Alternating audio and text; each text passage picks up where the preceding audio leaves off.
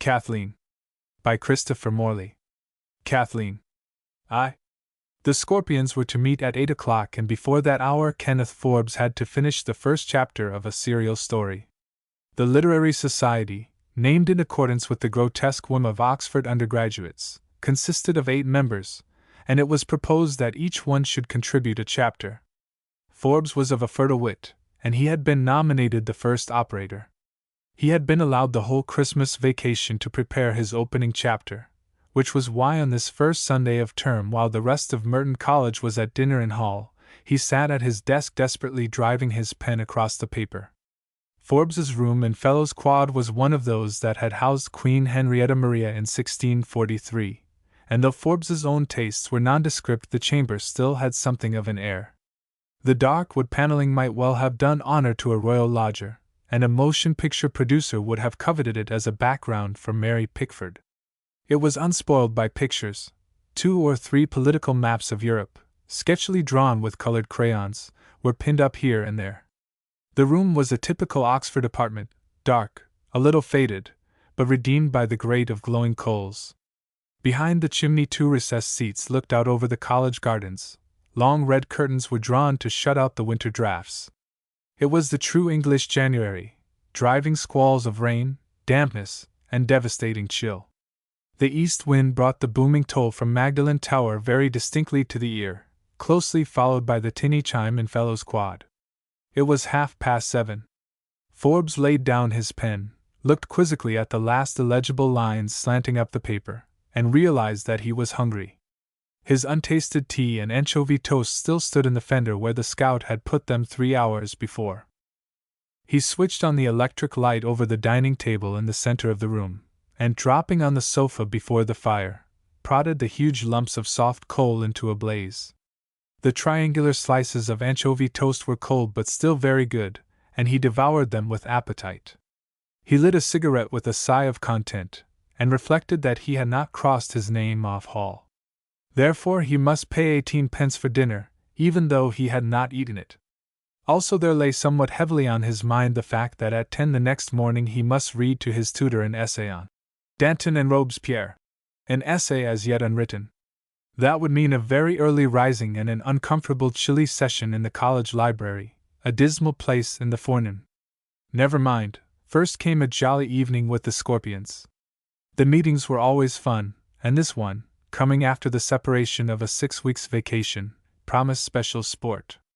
Carter was down for a paper on Rabelais, King would have some of his amusing ballades and rondos, and above all there would be the first chapter of the serial, from which the members promised themselves much diversion. It was too late now to attempt anything on Danton and Robespierre. He picked up a volume of Belloc and sat cozily by the fire. A thumping tread sounded on the winding stairs, then the faint clink of a large metal tray laid on the serving table outside, and a muffled knock at the thick outer door which Forbes had sported when he came in at 6 to write his stint. He unfastened the barrier and admitted Hinton, the scout, who bore in a tray of eatables, ordered by Forbes from the college storeroom for the refreshment of his coming guests. Forbes, like most men of modest means, made it a point of honor to entertain lavishly when it was his turn as host, and the display set out by Hinton made an attractive still life under the droplight. A big bowl of apples and oranges stood in the center, tin boxes from Huntley and Palmer, a couple of large iced cakes, raisins, nuts, and a dish of candied fruits ended the solids. There was also a tray of coffee cups and a huge silver coffee pot bearing the college arms, flanked by a porcelain jug of hot milk. D'Oresca cigarettes, whiskey and soda, and a new tin of John Cotton smoking mixture completed the spread, which would be faithfully reflected in Forbes's battles or weekly bills later on. Young men at Oxford do themselves well, and this was a typical layout for an undergraduate evening. Hinton, a ruddy old man with iron-gray hair and a very red and bulby nose, was a garrulous servant, and after a tentative cough made an attempt at small talk. "I didn't see you in all tonight, sir." "No," said Forbes. "I had some writing to do, Hinton." "Oh yes, sir," said Hinton, according to the invariable formula of college servants. A moment later, after another embarrassed cough, he began again. "Very wet night, sir, They say the towpath will be under water in another day or so. Forbes was not a rowing man, and the probable submerging of the towpath was not news that affected him one way or the other. His only reply was to ask the scout to refill the coal scuttle. For this task Hinton donned an old pair of gloves and carried in several large lumps of coal in his hands from the bin outside. Then he disappeared into the adjoining bedroom to pour out a few gallons of very cold water into Forbes's hip bath, to turn down the sheets, lay out his pajamas, and remove a muddy pair of boots to be cleaned. Such are the customs that make sweet the lives of succeeding undergraduates at Oxford. It is pleasant to know that Palmerston, Pitt, Gladstone, Asquith, they have all gone through the old routine. Forbes's father had occupied the very same rooms, 30 years before, and very likely old Hinton, then a scout's boy, had blacked his boots. Certainly Forbes Sr. had lain in the same bedroom and watched Magdalen tower through the trees while delaying to get up on chilly mornings. "Anything else tonight, sir?" said Hinton, as Forbes put down Belloc and began to clean a very crusty briar. "Nothing tonight. Thank you, sir," said Hinton, and took his departure, after poking up the fire and removing the dead tea things. The 8 o'clock chimes spoke as Hinton clumped downstairs, and a few moments later Forbes's guests began to straggle in. All were wet and ruddy from rain and wind, and, as they discarded raincoats and caps, disclosed a pleasant medley of types. The Scorpions was a rather recent and informal society, but it had gathered from various colleges a little band of temperamental congenials who found a unique pleasure in their Sunday evening meetings. None of them was of the acknowledged literary successes of the university. Their names were not those seen every week in the undergraduate journals. And yet this obscure group, which had drawn together in a spirit of satire, had in it 2 or 3 men of real gift. Forbes himself was a man of uncommon vivacity. Small, stocky, with an unruly thatch of yellow hair and a quaintly wry and homely face, he hid his shyness and his brilliancy behind a brusque manner. Ostensibly cynical and a witty satirist of his more sentimental fellows, his desk was full of charming ballades and pieces d'humour, scratched off at white heat in odd moments.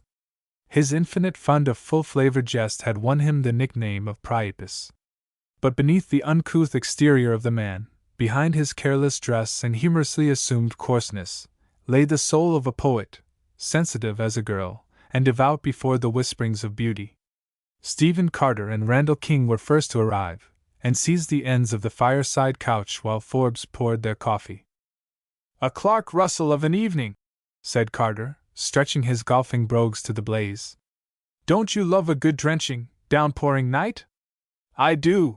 He was a burly, full-blooded blonde, extravagantly facetious in convivial moments, and a mournful brooder in solitude. King, better known as the Goblin, was a dark, whimsical elf in thick spectacles, much loved in the Varsity Dramatic Society for his brilliant impersonations. The Goblin said nothing as he sipped his coffee and gazed at the fire. "There you go again, Falstaff!" exclaimed Forbes to Carter, as he unlocked a corner cupboard and drew out a bottle of port. "The universal enthusiast! I believe you'll be enthusiastic about the examiners that plow you." "What, Falstaff get plowed?" said a vast and rather handsome newcomer, flinging open the door without knocking. "I think he's down for a ruddy first." This was Douglas Whitney, of Balliol. Carter's only answer to both these remarks was to drain a glass of the port which Forbes was decanting. "I say, Priapus, what vile port!" he said. "Is this some of the vintage you crocked poor old Hinton with?" "Any port in a storm, Falstaff," said the Goblin mildly. As Forbes was pouring out the coffee, loud shouts of "Minters!" greeted the next arrival. This was Johnny Blair of Tennessee and Trinity, the only American among the Scorpions. Blair was a Rhodes Scholar whose dulcet southern drawl and quaint modes of speech were a constant delight to his English comrades. His great popularity in his own college was begun by his introduction of mint julep, which had given him his nickname. "Hello, Minters!" cried Forbes. "What cheer?" "Large tabling and belly cheer," said Blair, quoting his favorite Elizabethan author. By the time Forbes had poured out 8 cups of coffee and as many glasses of wine, Keith, Graham, and Twiston had come in, making the full gathering. There was much laughing and banter as the men stood round the table or by the fire, lighting pipes and cigarettes, and helping themselves to fruit and cake. Finally, when everyone was settled in a semicircle round the fire, Forbes hammered his coffee cup with a spoon. According to the custom of the society, the host of the evening always acted as chairman. "The meeting will please come to order," said Forbes. "Brother Scorpions, what is your pleasure? Has the secretary anything to report?" The gatherings of the Scorpions were pleasingly devoid of formality, and untrammeled by parliamentary conventions. There were no minutes, and the only officer was a secretary who sent out postal cards each week, reminding the members of the time and place of the next meeting. King, puffing happily at a large pipe, declared that no official business required attention. "Then I call upon Falstaff for his delightful paper on Rabelais," said Forbes.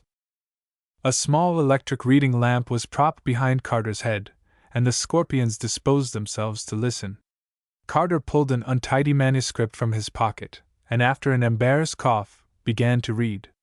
The general tenor of an undergraduate essay on Rabelais, intended for the intimacy of a fireside circle, may readily be guessed. The general thesis of the composition was of course to prove that Rabelais was by no means the low-minded old dog of Puritan conception, or, as Carter put it, that he was not simply a George Moore, but that his amazing writings bore witness throughout to a high and devoted ethical purpose. It is even conjecturable that Carter may have said puribus omnia pura, but if he did so, it was with so droll an accent that his audience laughed again. At all events, his reading was punctuated with cheery applause, and at the conclusion the Scorpions renewed their acquaintance with those historic affinities whiskey and soda. Discussion was brisk. The meditative goblin then was called upon for his poems, and, after becoming hesitation, unfolded a sheaf of verses. His rhymes were always full of quaint and elvish humor which was very endearing. His ballade with the refrain, "When Harry Bailey kept the tabard in," was voted the best of the 6 he read. But the event of the evening was to be the serial story, which Forbes had been appointed to begin. A new round of refreshments was distributed, and then the host took his place under the reading lamp. "This needs a word of explanation," he said. "Having the whole vacation to work on this, naturally I did nothing until tea time this afternoon.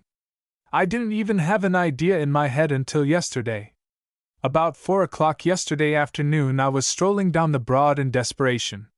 You know, when there is some hateful task that has to be done, one will snatch at any pretext for postponing it. I stopped in at Blackwell's to look for a book I wanted. Up in one corner of the shop, lying on a row of books, I found this." Impressively he drew from his pocket a double sheet of notepaper and held it up. It was a letter, evidently written by some girl to a man at the varsity. Finding it there, forgotten and defenseless, I could not resist reading it. It was a very charming letter, not too intimate, but full of a delicious virgin coyness and reserve. Then a great idea struck me. Why not take the people mentioned in the letter and use them as the characters of our story? We know that they are real people. We know their first names. That's all we know about them. The rest can be left to the invention of the Scorpions. Generous laughter greeted the idea. "Let's hear the letter!" cried someone. "Yes," said Forbes. "Before reading my chapter I'll read you the letter. And then remember that our story is to be built up solely upon this document. There are to be no characters in the story except those mentioned in the letter, and our task must be to delineate them in such a way that they are in keeping with the suggestions the letter gives us. Here it is. XXXX. These are from Fred. 318 Bancroft Road, Wolverhampton. October 30th, 1912. Dear Joe, thank you so much for the tie. It is pretty, and I do wear ties sometimes, so I shan't let the boys have it. You must think me rather ungrateful not writing before, but I have been out the last 2 evenings and have had no time for letters. Yesterday Mother and I went to Birmingham as I had my half-term holiday. I hope you managed to get some tea after writing to me, otherwise I shall feel so grieved to think I was the cause of your starvation. By the way, I read your latest poem and I don't like it, not that that will trouble you much I'm sure. The idea isn't at all bad, but that's all I like about it. I haven't a bit of news, and I have just found out it is too late to catch the post tonight, so you will have to wait a little longer for this precious letter. It will be precious, won't it?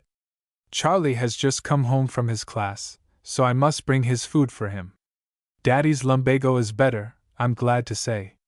Good night, and with many thanks, I remain yours, Kathleen. Excuse the scrawl, but the pen's groggy. A moment of silence followed the reading of the letter. Joe's a lucky boy, said Whitney. She's a darling. The letter doesn't tell us much, said Forbes as he handed it round for examination. But more than you might think. Before writing my chapter 1 summarized the data. Here they are. 1. Joe. He's a member of the varsity who writes poetry. Either it's published in some magazine or he sends it privately to her. The blighter has sent Kathleen a tie of some kind, probably a scarf with his college or club colors.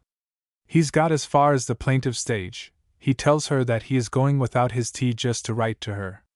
Probably half a dozen crumpets and 4 cups of tea were simmering inside of him as he wrote. So much for Joe. I'll wager he's a Rhodes Scholar. 2. Kathleen. I put her at 17, and, as Whitney says, she's a darling. She's at school still. She's adorably sane. She doesn't care for Joe's yowling poetry. Probably he writes Verlaine kind of stuff, or free verse, or some blither of that sort. She has younger brothers, the boys, and she helps her mother run the house. I think she likes Joe better than she cares to admit. See the touch of coquettishness where she says it will be precious, won't it? And how adorably she teases him in those 4 crosses marked these are from Fred. Gad, I'm jealous of Joe already. 3. Fred. I think he's the older brother. Probably recently left the varsity. A friend of Joe's, perhaps. 4. Charlie is one of the younger brothers. He goes to some kind of night school or gymnasium. Probably an ugly little beggar. Why doesn't he get his food for himself? 5. The mother. Don't know anything about her except that she went to Birmingham with Kathleen. 6. The father. Has lumbago. One thing you don't mention, said Graham. It's an easy run from here to Wolverhampton on a motorbike. Rather a sell if Joe should turn out a boxing blue, and mash us all into pulp for bagging his letter, said Whitney. There was a general laugh at this. Whitney was over 6 feet, rowed number 5 in the Balliol boat, and was nicknamed the Iron Duke for his muscular strength. Go on with your chapter, Priapus, said the goblin. 2. When Forbes had finished there was general laughter and applause. The whimsical idea of building a tale around the persons of the letter was one which his playful mind was competent to develop, and he had written a deft and amusing introduction. Taking Joe as his subject, he had sketched that gentleman's character with a touch of irony. He had made him a Rhodes Scholar from Indiana, evoking good-natured protest from Minters, and had carried him on a vacation to Guildford House, a small hotel in London much frequented by Rhodes Scholars. There he had made him meet Kathleen who, with her mother, was staying in London for a few days. Forbes had a taste for brunettes, and in his description of the imagined Kathleen he had indulged himself heartily. He found her to be 17, slender, with that strong slimness that only an English girl achieves, with a straight brown gaze and abundant dark chestnut hair. She was captain of her school hockey team, it seemed. She was good at tennis and swimming and geometry. She had small patience with poetry and sentiment. But within the athletic and straightforward flapper Forbes thought he saw the fluttering of deeper womanhood, the maiden soul erecting a barrier of abrupt common sense about itself to conceal the shy and sensitive feelings that were beginning to blossom. Such at any rate was Kenneth Forbes's psychoanalysis, and he developed his chapter toward a climax where Kathleen and Joe were left walking in Regent's Park, and the next author would find some difficulty in knowing how to proceed with the second installment. Well done indeed! Cried Blair, as Forbes laid down his manuscript and reached for his pipe. There was a general murmur of assent as the men got up to stretch and talk. Someone punched the coals into flame, and the bowl of fruit was passed round. Who's to write the next chapter? Asked Graham. Let Falstaff do it, cried Blair. He's the sentimentalist. But go easy on poor Joe. You know all Rhodes Scholars don't come from Indiana. Have a heart. Do whatever you like to Joe, cried Forbes. But be careful with Kathleen. She's adorable. I'm going to write a ballade to her and mail it to her anonymously. I wish there was some way of getting hold of her picture, said Keith. Her picture? Said Graham. Nonsense. Why not see the flapper herself? I'm going to bike over there on my Rudge or Brown till I find the street, and then skid like hell right on to her doorstep. I shall lie there in mute agony until I'm carried indoors. I say, now, that's no fair, cried Forbes. I discovered her. Just because you've got a motorbike you mustn't take an advantage. Look here, said the goblin, mildly, speaking from a blue cloud of Murray's mixture. We must all sign a protocol, or a mandamus, or a lagniappe, or whatever you lawmen call it, not to steal a march. I think we'd all like to meet the real Kathleen. But we must give a bond to start fair and square, and nobody do anything that isn't authorized by the whole club. Right-o, cried several voices. All right then, said the goblin. Fill glasses, everyone, and we'll solemnize the oath. Brother Scorpions, I do you to wit that we all, jointly and severally, promise not to take any steps toward making the acquaintance of said Kathleen until so authorized by the whole society. So help me God! They all drank to this, with some chuckles. What a lark if we could get Kathleen down for 8's week, said someone. Very likely Joe will have her here, said Whitney.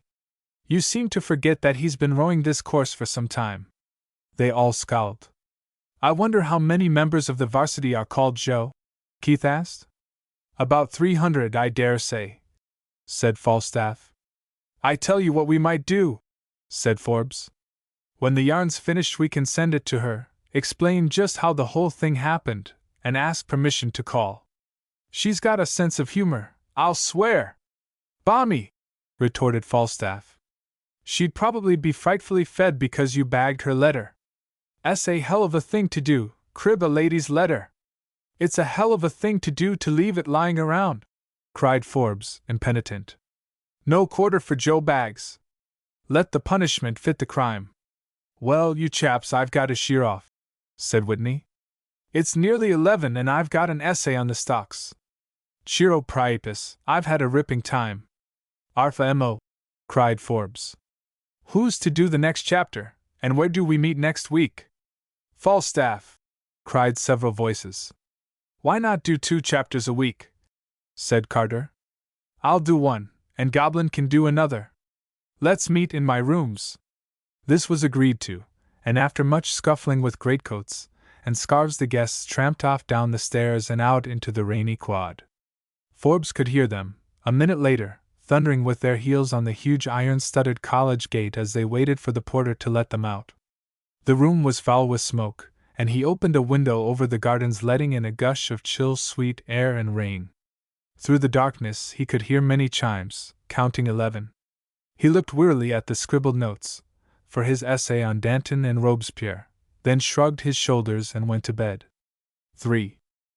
By the time that Carter and King had written their chapters and read them aloud, the Scorpions were all frankly adorers of Kathleen.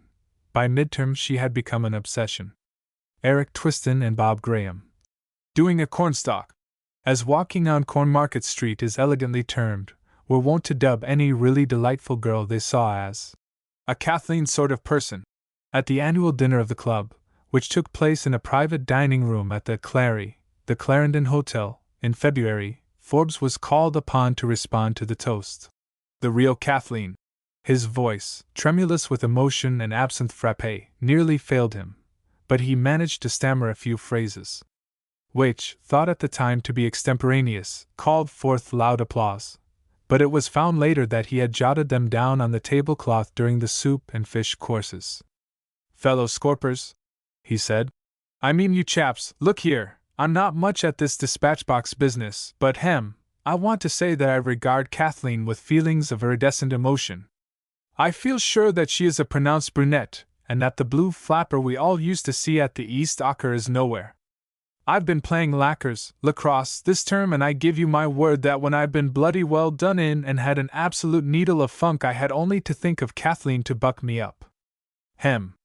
Now, gentlemen, you may think I'm drunk, loud cries of no, but I want to say in truth and soberness that any man who thinks he's got Kathleen for bondwoman, has me to reckon with. The applause at this speech was so immoderate that a party of Boston ladies dining with the Chautauqua lecturer in the Clarendon's main dining room shuddered and began looking up timetables to Stratford. By this time the serial story had grown to the length of 7 or 8 chapters, and the Scorpions became so engrossed in the fortunes of the Kenyons, so, for convenience, they had dubbed Kathleen's family, that at the dinner a separate health was drunk to each character in the story, and one of the members was called upon to reply. Falstaff Carter responded to the toast to Joe, and recounted his secret investigations into the number of members of the university who bore that name. He claimed to have tabulated from the University Almanac 256 men so christened, and offered to go into the life history of any or all of them. He said that he was happy to say that the only Joseph who seemed at all likely to be a poet was a scrubby little man at Teddy Hall, who wore spectacles and a ragged exhibitioner's gown, and did not seem to threaten a serious rivalry to any Scorpion bent on supplanting him. I also find, he added, that the master of the new college and Magdalen Beagles is called Joe. He is a member of the Bullingdon, and if he is the cheese it's distinctly mooters whether any of the Scorpers have a ghostly show, but I vote, gentlemen, that we don't crock at this stage of the game. It was decided at the dinner that during the ensuing Easter vacation the Scorpions should make a trip to Wolverhampton, en masse, for the purpose of picketing Bancroft Road and finding out what Kathleen was really like. And then, after singing Langers and Godders, Auld Lang Syne and God Save the King, the meeting broke up and the members dispersed darkly in various directions to avoid the proctors. 4. Friday the 15th of March was the last day of term.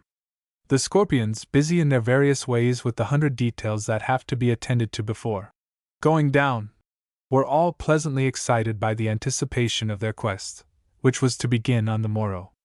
Carter, shaking hands with the warden of New College in the college hall, a pleasant little formality performed at the end of each term, absent-mindedly replied, Wolverhampton, when the warden asked him where he was going to spend the vacation. He was then hard put to it to avoid a letter of introduction to the vicar of St. Philip's in that city, an old pupil of the warden.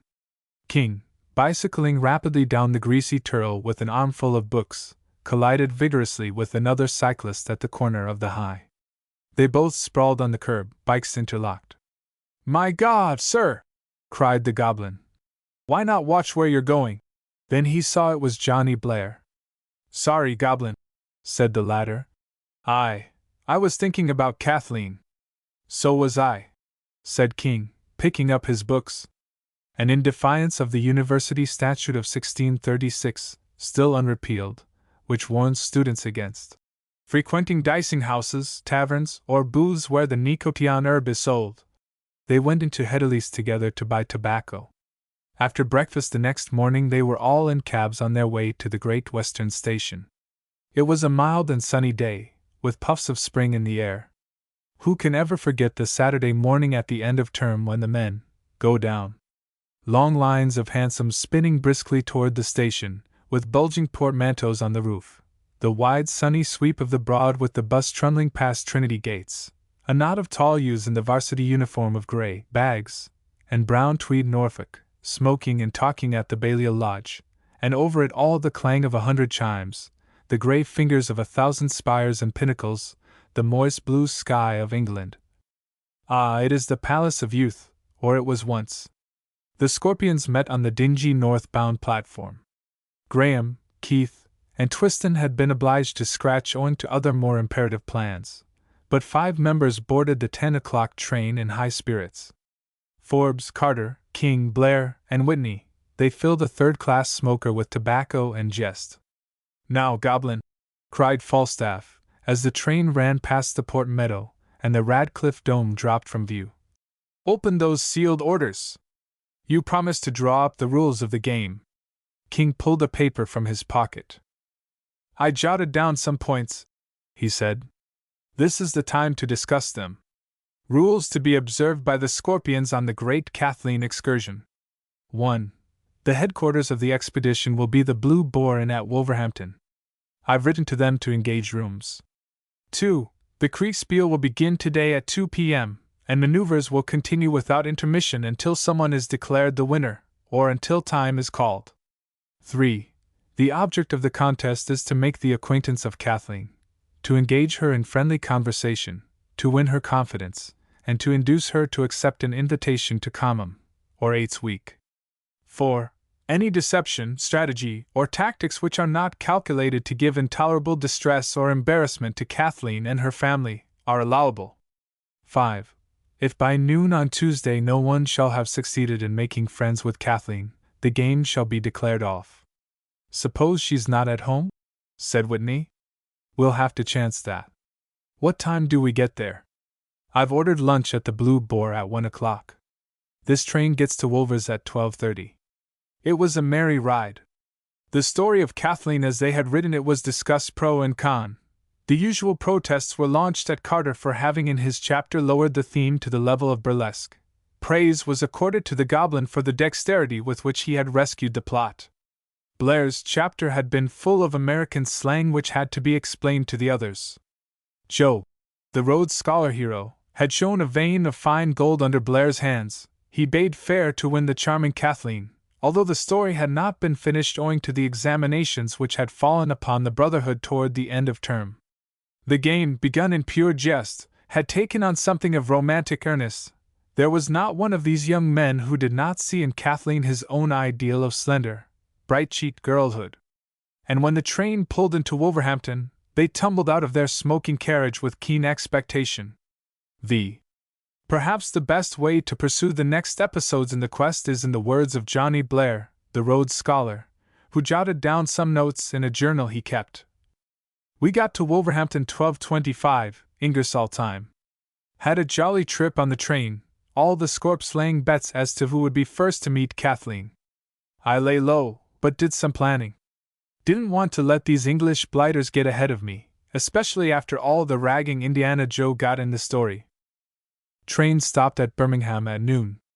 My tobacco pouch had run empty, and I hopped out to buy some Murray's at the newsstand. Saw the prettiest flapper of my life on the platform, the real English type, tweed suit, dark hair, gray eyes, and cheeks like almond blossoms. She had on a blue tam o' shanter. Loveliest figure I ever saw, perfect ankle, but the usual heavy brogues on her feet. Why do English girls always wear woolen stockings?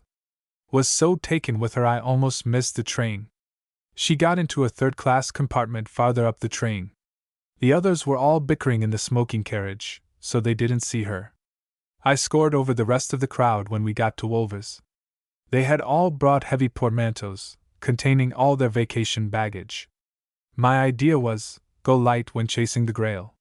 Had only my rucksack, left rest of my stuff at call, to be forwarded later. While the other chaps were getting their stuff out of the goods van, I spotted Miss Flapper getting off the train.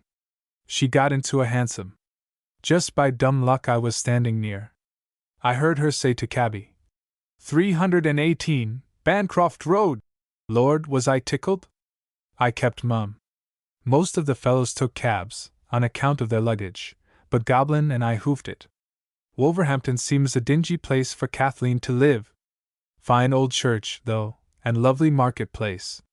We kept our eyes open for Bancroft Road, but saw no sign. When we got to the Blue Boar, lunch was all ready for us in the coffee-room. Landlord tickled to death at our arrival. Wonderful cheddar cheese, and Archdeacon ale. We made quite a ceremony of it, all drank Kathleen's health, and on the stroke of 2 we got up from the table. All the others beat it off immediately in different directions, looking for Bancroft Road, I expect. I had an idea that more finesse would be needed. I started off with the others, then pretended I had left my pipe, and came back to the Boar. I was going to look up the town directory, to find Kathleen's name. Knowing the address, that would be easy. But there was Goblin doing the same thing. We both laughed, and looked it up together. The name at 318, Bancroft Road was Kent, Philip Kent, FSA, Fellow of the Society of Antiquaries, I suppose. The book put him down as an antiquarian. Kathleen's father, evidently. Goblin disappeared in that noiseless way of his, and I lit a pipe and pondered. The fellows had been full of wild suggestions as to what they would do when they got to 318 Bancroft Road. One was going to be a book agent and get into the house that way. Another said he would be the grocer's man and make friends with the cook. Someone else suggested dressing up as a plumber or gasman, and going there to fix some imaginary leak. Knowing that the Kents were not fools, I imagined it wouldn't be long before they'd get wise to the fact that that bunch of dreadnoughts was picketing the house. Probably they'd put the police on them. Also, there's nobody harder to disguise than an English varsity man. He gives himself away at every turn. If Fred was around, he'd be sure to smell a rat. One of those chaps would be likely to fake himself up as a plumber, and get in the house on some pretext or other, still wearing his wristwatch. I thought it wouldn't be a bad idea to stay away from Bancroft Road for a while and try to pull wires from a distance. The Blue Boar Inn, a very nice old house, by the way, looks out over the old Wolverhampton marketplace. In one corner of the square I had noticed a little post office. You can send a telegram from any post office in England, and I thought that would be my best entering wedge. The word antiquarian in the directory had given me a notion. On a blank I composed the following message, after some revisions. Miss Kathleen Kent, 318 Bancroft Road, Wolverhampton. My friend John Blair of Trinity now in Wolverhampton for historical study staying at Blue Boar. Nice chap American, may he call on you, if so send him a line. Sorry can't write, hurt hand playing soccer, love to all. Joe.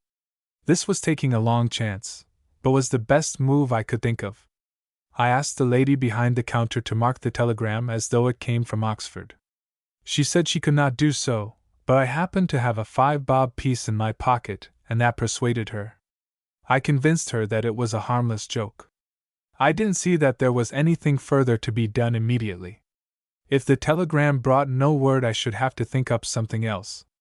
In the meantime, if I was to pose as an antiquarian investigator, I had better get up some dope on the history of Wolverhampton.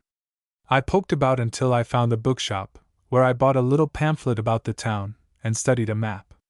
Bancroft Road was out toward the northern suburbs. A little talk with the bookseller brought me the information that Mr. Kent was one of his best customers, a pleasant and simple-minded gentleman of 60 whose only hobby was the history of the region. He had written a book called Memorials of Old Staffordshire, but unfortunately I couldn't get a copy. The bookseller said it was out of print. Then I went to have a look at St. Philip's Church, a fine old Norman pile with some lovely brasses and crusaders' tombs. Here I had a piece of luck, fell in with the vicar. One of the jolly old port wine and knickerbocker sort, an old Oxford man, as it happened. I pumped him a little about the history of the church, and in his delight at finding an American who cared for such matters he talked freely. Why, he kept on saying, with a kind of pathetic enthusiasm, I thought all you Americans were interested in was Standard Oil and tinned beef. Finally he invited me over to the vicarage for tea. As I sat by his fire and ate toasted muffins, I couldn't help chuckling to think how different this was from the other Scorpions' plan of attack. They were probably all biting their nails up and down Bancroft Road trying to carry the fort by direct assault. It's amazing how things turn out. Just as I was wondering how to give the conversation a twist in the right direction, the vicar said, If you're really interested in the history of this region, you should certainly have a talk with old Mr. Kent. He's our leading antiquarian, and knows more about the Stour Valley than anyone else. He says there was a skirmish fought here in 1645 that all the books have overlooked. The Battle of Wolverhampton, he calls it. He wrote a little pamphlet about it once. I assured the good parson that my eagerness to know more about the Battle of Wolverhampton was unbounded. I nearly spilled my tea in my excitement. Is that Mr. Kent of 318 Bancroft Road? I asked. Yes, answered the vicar. How did you know? They told me about him at the bookshop. I explained that I was in Wolverhampton for a day or so only, and finally the excellent man came across with the suggestion I was panting for. Well, he said, as it happens, I have 1 or 2 calls to make in that direction this evening. If you care to have me do so, I'll speak to Mr. Kent about you, and he can make an appointment. You said you were stopping at the Blue Boar? I thanked him with such warmth that his eyes twinkled. My dear fellow, he said, your enthusiasm does you great credit. I wish you all success in your thesis. I got back to the boar feeling that I had done a very good afternoon's work indeed. 6. The Scorpions, continues Blair's diary, were all very merry at dinner that night, particularly at my expense. I was the only one who had not been out to Bancroft Road to look over the ground. Apparently they had had a very cheery time. Well, Falstaff, what luck? I asked Carter. Splendid, he replied. The local butcher has given me a job and I'm going to call there for a meat order tomorrow morning. What? Shouted someone. On Sunday? Not likely. I knew mighty well that Carter would not concoct anything as crude as that, and wondered what deviltry he had devised. I noticed that 2 telegrams were delivered at the house this afternoon, said Forbes, in a quiet, non-committal kind of way. Perhaps Joe is on his way here, said I. If so, good night. As I spoke, I wondered rather anxiously what the other telegram could be. Well, we saw her anyway, said Whitney. And she's marvelous. She wears a blue tam o' shanter and has an ankle like a fairy tale. We saw her walk down the street. That's nothing, I retorted. I saw her hours ago. She was on the train with us from Birmingham this morning. This started a furious wrangle. They said I hadn't played fair, as the contest didn't begin until 2 o'clock. My point was that I had not transgressed the rules, as I had done nothing to profit by my accident in seeing her first. I couldn't help seeing her, could I? I asked. You could have, too, if you hadn't been all frowsting over titbits in the train. And after all, I didn't know it was Kathleen. I only suspected it. I changed the conversation by asking where the goblin was. No one had noticed before that he hadn't turned up. This was a bit disconcerting. I secretly thought him the most dangerous competitor. He has a quiet, impish twinkle in his eye, and an unobtrusive way of getting what he wants. However, the others scoffed at my fears. Although they all talked a great deal about the amusing time they had had, I could not gather that they had really accomplished much. Forbes claimed to have seen Fred, and said he looked like a rotter. We drank Kathleen's health a couple of times, and then the other 3 sat down to dummy bridge. I slipped away to the public library, partly to get some more of my antiquarian information about Wolverhampton, and partly because I knew my absence would disquiet them. I found the library after some difficulty. In the large reading room I hunted up some books of reference, but to my disappointment Mr. Kent's volume was out. Looking round for a place to sit, the first person I saw was the goblin, bent very busily over a book and making notes on a pad of paper. I leaned over him. Hello, goblin, I whispered. Getting ready for a first? He started, and tried to cover his volume with a newspaper, but I had seen it. It was a cookbook. That's a queer kind of fiction you're mulling over, I remarked. I'm looking up a recipe for stuffed eggs, said the goblin, without a quiver. Our common room steward does them so poorly. Well, don't let me interrupt you, I said. I sat down in a corner of the room with a volume of the Britannica. When I next looked up, the goblin was gone. As usual, I wasted my time with the encyclopedia. I got interested in the articles on wages, warts, weather, Wordsworth, and worms. By the time I got to Wolverhampton, it was closing time. I did just seize the information that the town was founded in 996 by Wulfruna, widow of the Earl of Northampton. Then I had to leave. I got back to the Boar about 10:30. The coffee room was empty. The landlord said that Whitney and Forbes were out, but that Mr. Carter had gone upstairs. Falstaff and I were rooming together, and when I went up I found him reading in bed. Hello, Wulfruna, he said as I came in. Evidently he, too, had been reading up some history. Just as I got into bed he fell asleep and his book dropped to the floor with a thump. I crept quietly across the room and picked it up. It was Memorials of Old Staffordshire, by Philip Kent, F.S.A., the very copy that I had looked for at the library. I skimmed over it, and then put it carefully back by Falstaff's bedside. Was he on the antiquarian trail, too? I began to realize that these rivals of mine would take some beating. The next morning, Sunday, I found a note waiting for me on the breakfast table. 3 indignant scorpions were weighing it, studying the handwriting, and examining the stationery like 3 broken-hearted detectives. "It's not Kathleen's hand, but I'll swear it's the same notepaper," Forbes was saying. Under a venomous gaze from all 3, I took the letter out of the room before opening it. Forbes was right, it was the well-known Bancroft Road notepaper. It ran thus: 318 Bancroft Road, Wolverhampton. Saturday evening. Dear Mr. Blair, Mr. Dunton, the vicar of S.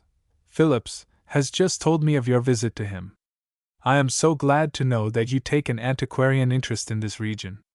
Curiously enough, only this afternoon we had 2 wires from our cousin Joe in Oxford, one of which mentioned your being here.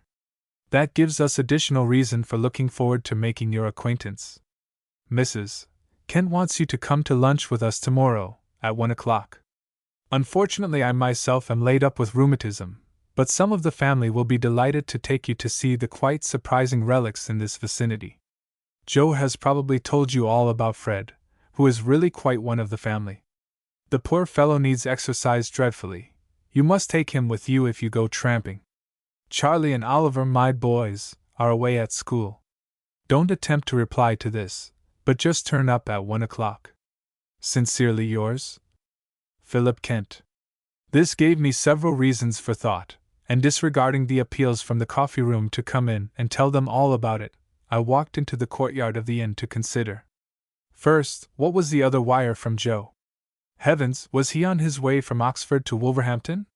If my fake telegram were discovered too soon, I should be in a very embarrassing position. Second, Joe was a cousin, was he? One of those annoying second cousins, probably, who are close enough to the family to be a familiar figure, and yet far enough away in blood to marry the daughter. And then there was this sinister person, Fred, who was really quite one of the family. Another cousin, perhaps? What was the matter with the devil, anyway? If he needed exercise, why didn't he go and get it? Certainly I didn't want to spend an afternoon antiquarianizing with him. How was I to get him out of the way, so that I could get a tete-a-tete with Kay? I could see that if this game was to be played through successfully, it must be played with some daring.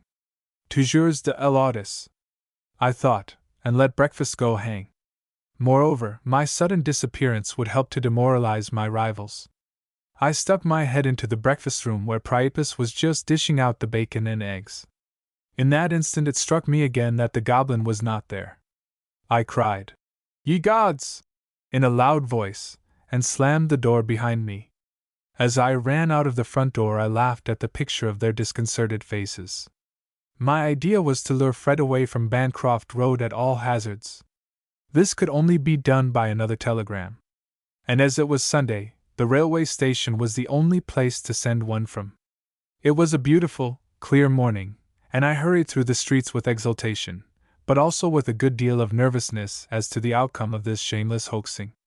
At any rate, I thought, I may as well live up to my privileges as an irresponsible American. The great Kathleen excursion was beginning to take on in my mind the character of an international joust, or tourney. At the station, or at the depot as one would say at home, I sent the following message. Frederick Kent, 318 Bancroft Road, Wolverhampton. Unavoidably detained Oxford hurt leg playing soccer, wish you could join me at once, urgent.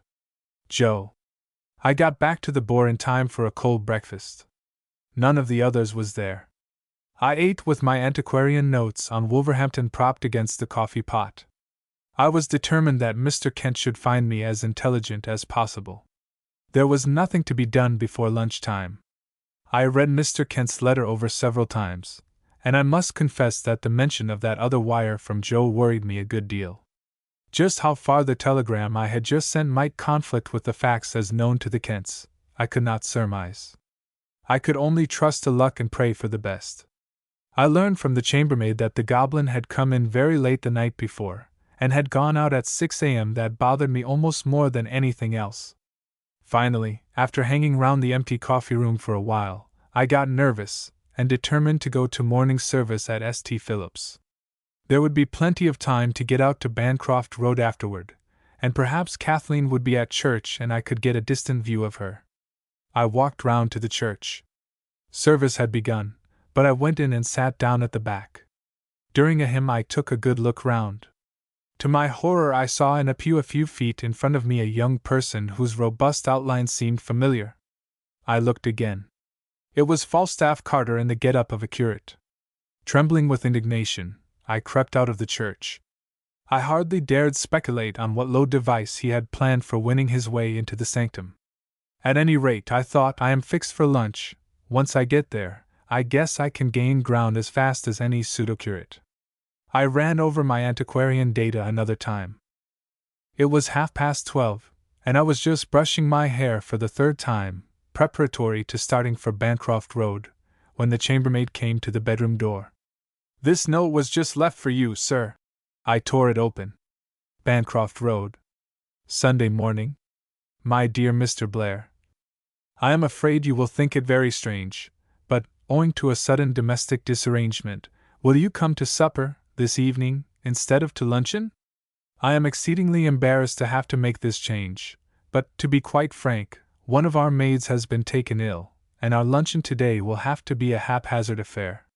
We are also rather distressed by strange news from our cousin at Oxford. But we shall be very happy to see you at supper time, 7 o'clock. Cordially yours, Philip Kent. It came over me that this was pretty dirty work we were putting up on the poor gentleman, and I suddenly felt thoroughly ashamed of myself. I don't know whether any of the others came back to the Boar for lunch, or not. I put on my cap and went for a long walk in the country, out toward Tettenhall Wood. I didn't come back until tea time. 7. As Johnny Blair approached number 318, Bancroft Road, a little before 7 o'clock that bland March evening, he bore within his hardy breast certain delicacies, remorses, doubts, and revulsions. But all these were transcended by his overmastering determination to see this superb and long-worshipped maiden near at hand. Bancroft Road proved to be a docile suburban thoroughfare, lined with comfortable villas and double houses, each standing a little back from the street with a small garden in front. A primrose-colored afterglow lingered in the sky, and the gas lights along the pavement still burned pale and white. Just as the road scholar passed number 302, he saw a feminine figure run down the steps of a house 50 yards farther on, cross the pavement, and drop a letter into the red pillar box standing there. Even at that distance, he distinguished a lively slimness in the girlish outline that could belong to no other than the incomparable Kathleen. He hastened his step, casting hesitance to the wind. But she had already run back into the house. It would have added to the problems Mr. Blair was pondering could he have read the letter which had just dropped into the post-box. Perhaps it will somewhat advance the course of the narrative to give the reader a glimpse of it. 318 Bancroft Road, Sunday afternoon. Dear Joe, goodness knows what has happened to this usually placid house. Never again will I complain to you that there is no excitement in Wolverhampton.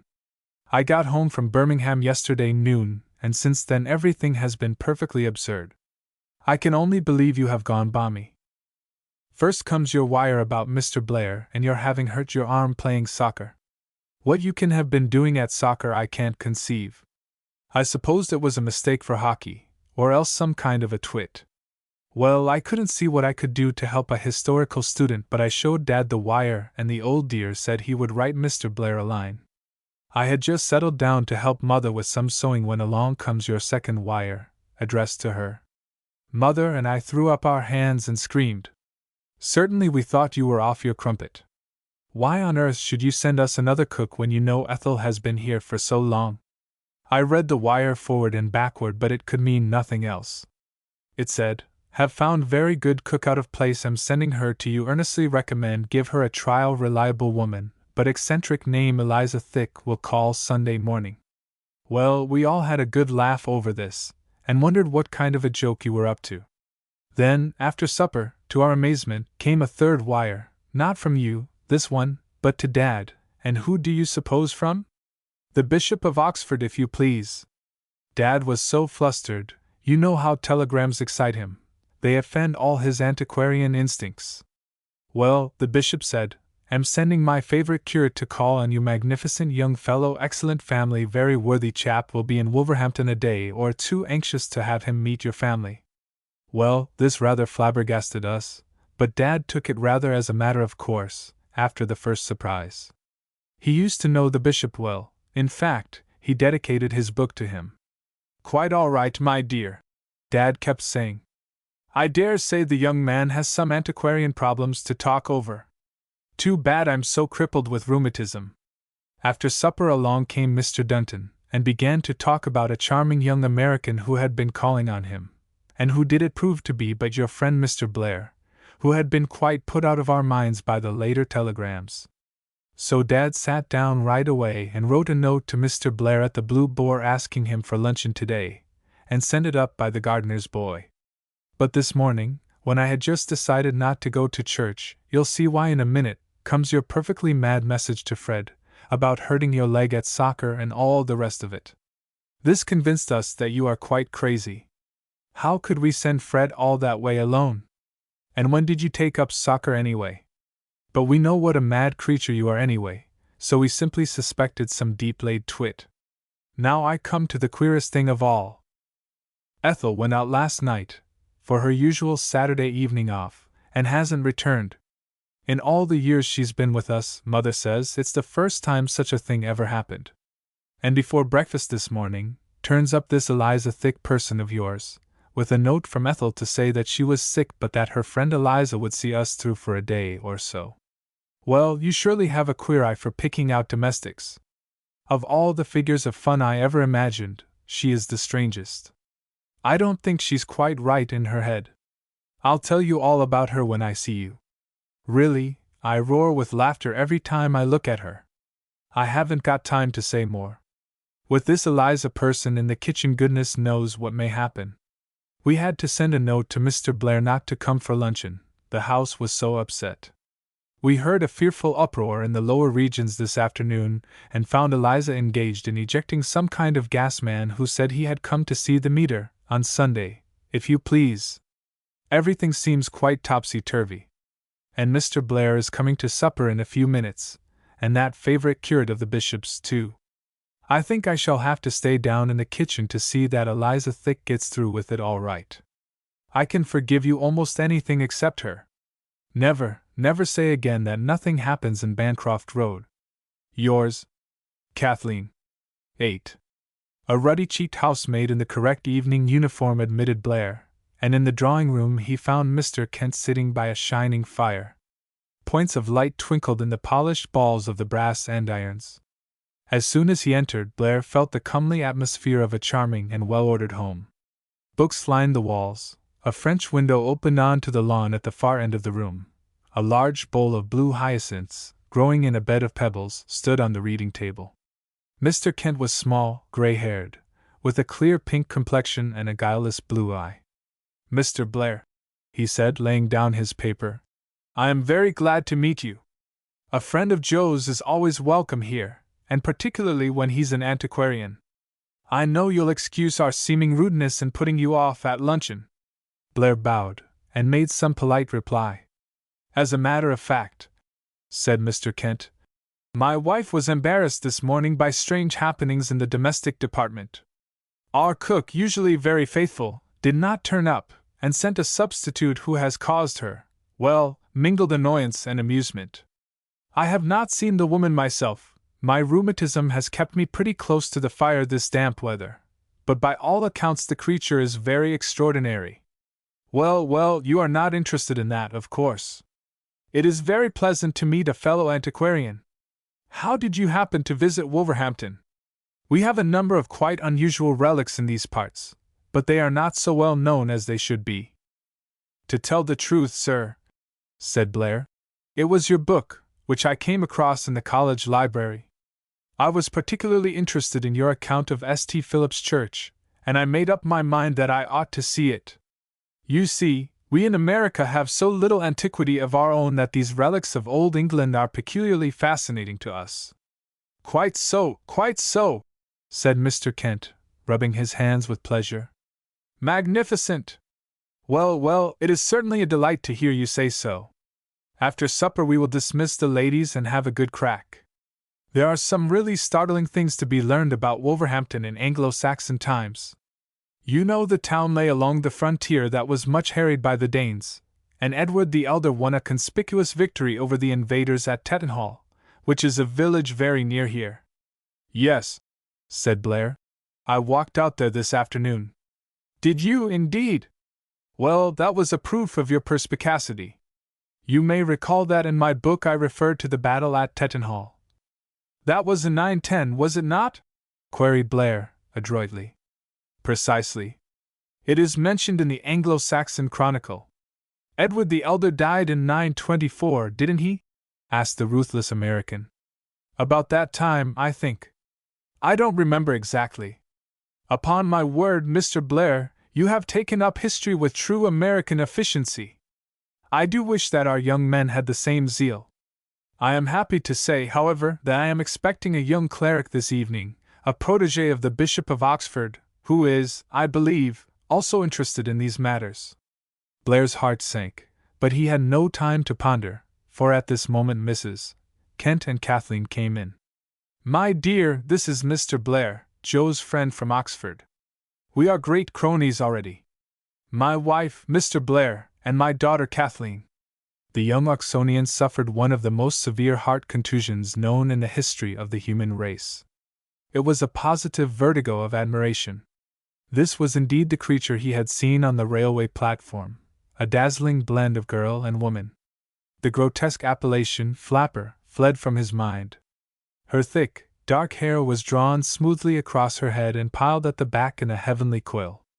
Her clear gray eyes, under rich brown brows, were cool, laughing, and self-possessed.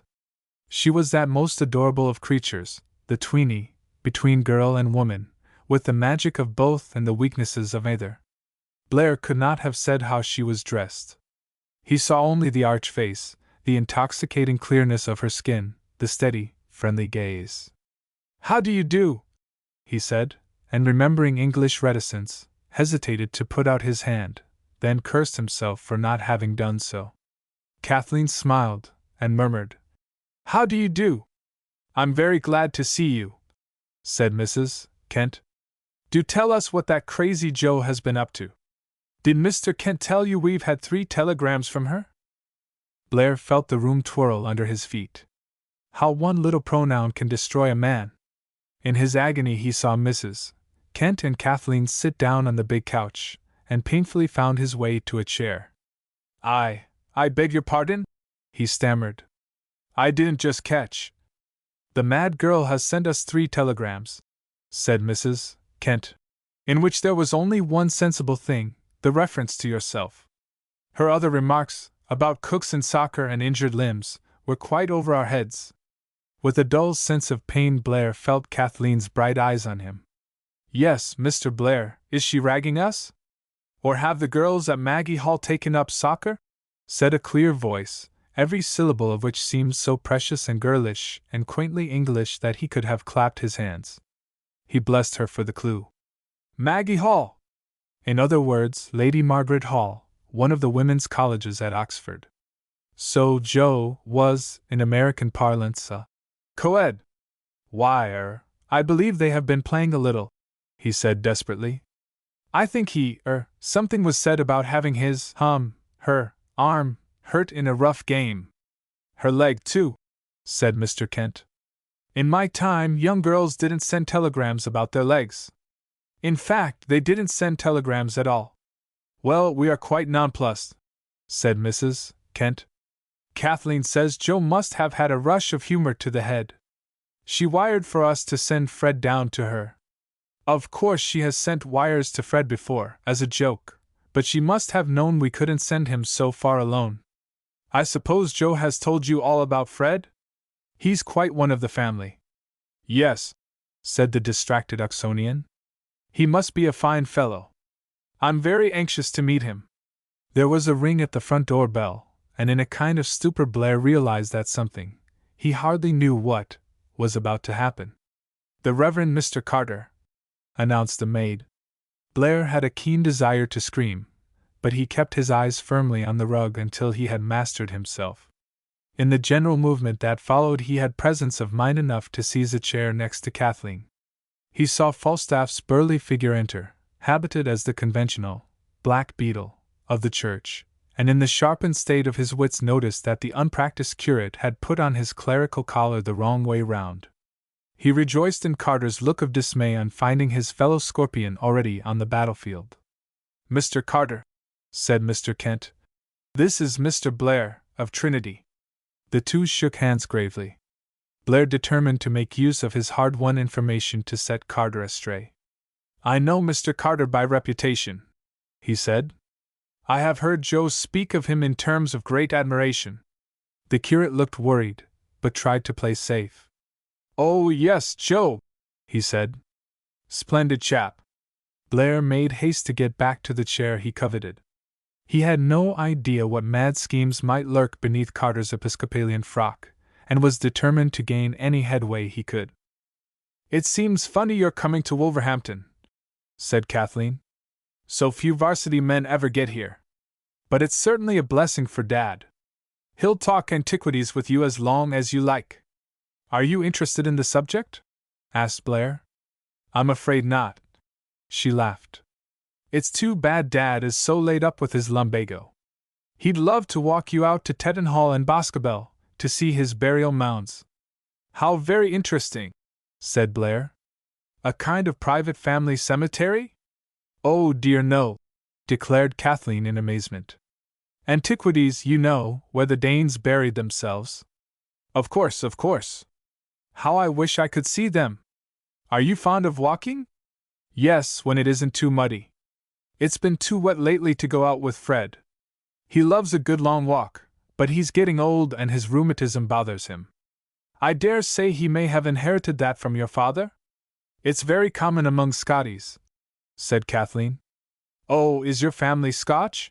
said Blair, feverishly trying to be polite. "Our family?" queried Kathleen with a smile. "Heavens, no! I thought you were talking about Fred. You must see him, he's somewhere around." "I should love to meet him," said Blair. Kathleen went to the door and whistled. There was a scampering on the stairs, and a grizzled Skye terrier trotted into the room. Blair and Carter looked at each other sheepishly. Mr. Kent had been referring to his watch several times, and Blair began to suspect that something was wrong. But just then supper was announced. As they passed into the dining room, the American thought he noticed signs of agitation on the maid's face. He wondered secretly what the rest of the Scorpions were up to. 9. "Come, Mr. Blair," said Mrs. Kent. "You sit there, next to Mr. Kent, where you can talk about archaeology. Mr. Carter tells me he knows nothing about such subjects, so he will have to amuse Kathleen and me." "What errand brings you to Wolverhampton, Mr. Carter?" inquired Blair, thinking to unmask his opponent's weapons as quickly as possible. Carter was a little staggered by this, but his effrontery was up to the test. "The bishop sent me down," he said, "to look over the surrounding parishes with a view to establishing a chapel in the suburbs." "How very interesting!" exclaimed Mr. Kent. "But surely this does not lie in the Oxford diocese?" "Quite true," said Carter. "The bishop had to get special permission from Parliament. An old statute of the 14th century, I believe." "Indeed! Indeed!" cried Mr. Kent. "How absorbing! My dear Mr. Carter, you must tell me more about that. I take it you are something of a historical student, after all." "I'm afraid not, sir," replied Carter. "My studies in divinity have been too exacting to leave much opportunity." "You must not believe Mr. Carter's disclaimers," said Blair. "I have heard of his papers before the Oxford Historical Society. He has a very sound antiquarian instinct. I think you would find his ideas of great interest." "We were speaking of the battle with the Danes at Tettenhall," observed Mr. Kent, turning to Blair. "I think that if Kathleen could arrange to take you out there you would find the burial mounds of unusual interest." "My dear, could you walk out there with Mr. Blair tomorrow morning?" Kathleen assented, but Blair noticed that she was not eating her soup. He also noticed that the maid, in the background, was seized with occasional spasms, which he was at a loss to interpret. "Did I hear you say Tettenhall?" ventured Carter. That is the very place the bishop mentioned to me. He was particularly anxious that I should go there. You must come with us, by all means, said Kathleen. Bravo, said Mr. Kent, beaming genially upon the young people. I wish I could go with you. You know they say Wulfruna, the widow of the Earl of Northampton, who founded Wolverhampton, had a kind of summer place once near Tettenhall, and I claim to have located. By the way, my dear, what do you suppose has happened to this soup? I think that Eliza Thick has a heavy hand with the condiments, said Mrs. Kent. You may take it away now, Mary. As I recall, Wulfruna founded the town about 996, observed Blair. I presume it takes its name from her? Exactly, Wolfrunahampton. Really, Mr. Blair, your historical knowledge does you honor. I had no idea that Americans were such keen students of the past. Blair began to think that he had overplayed his hand, for he noticed that Falstaff was getting in some private conversation with Kathleen. He attempted to catch her eye to ask a question, but Mr. Kent was now well launched on his hobby. Wulfruna was descended from Ethelhild, who was a granddaughter of Alfred the Great.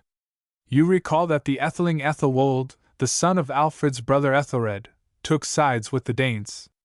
To stem the invasion, Edward and his sister Ethel fled. Ethel fled, that's just the trouble, interposed Mrs. Kent. Kathleen, my dear, do run downstairs and see what's wrong in the kitchen. I'm afraid Eliza is in difficulties again. Mr. Blair, you and Mr. Carter must excuse this irregularity. Our substitute cook is a very strange person. Kathleen left the room, and it seemed to Blair as though the sparkle had fled from the glasses, the gleam of candlelight from the silver. Across the cloth he had watched her, girlish, debonair, and with a secret laughter lurking in her eyes. And yet he had not had a chance to exchange half a dozen sentences with her. The maid re-entered, whispered something to Mrs. Kent, and began to place the dishes for the next course. Kathleen begs to be excused, said Mrs. Kent. She thinks she had better stay in the kitchen to help Eliza. Oh, I say, cried the curate. That's too bad. Do you think I could help Mrs. Kent? I'm a very good cook. The bishop himself has praised my. Your what?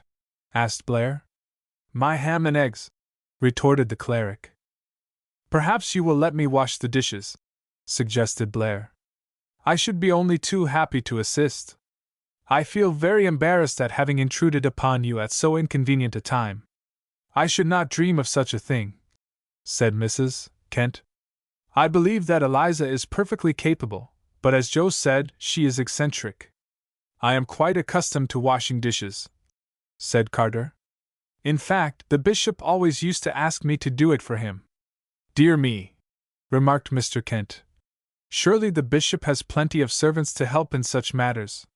Blair applied himself to the food on his plate, to which he had helped himself almost unconsciously. He well knew the daring hardihood of his rival, and feared that the other might find some excuse to follow Kathleen to the kitchen. As he raised his fork to his lips, suddenly his hand halted. The dish was stuffed eggs. His mind reverted to the public library the evening before. Was it possible that the goblin? He determined that the first thing to be done was to get Carter so firmly engaged with Mr. Kent that the wolf in cleric's clothing could not withdraw.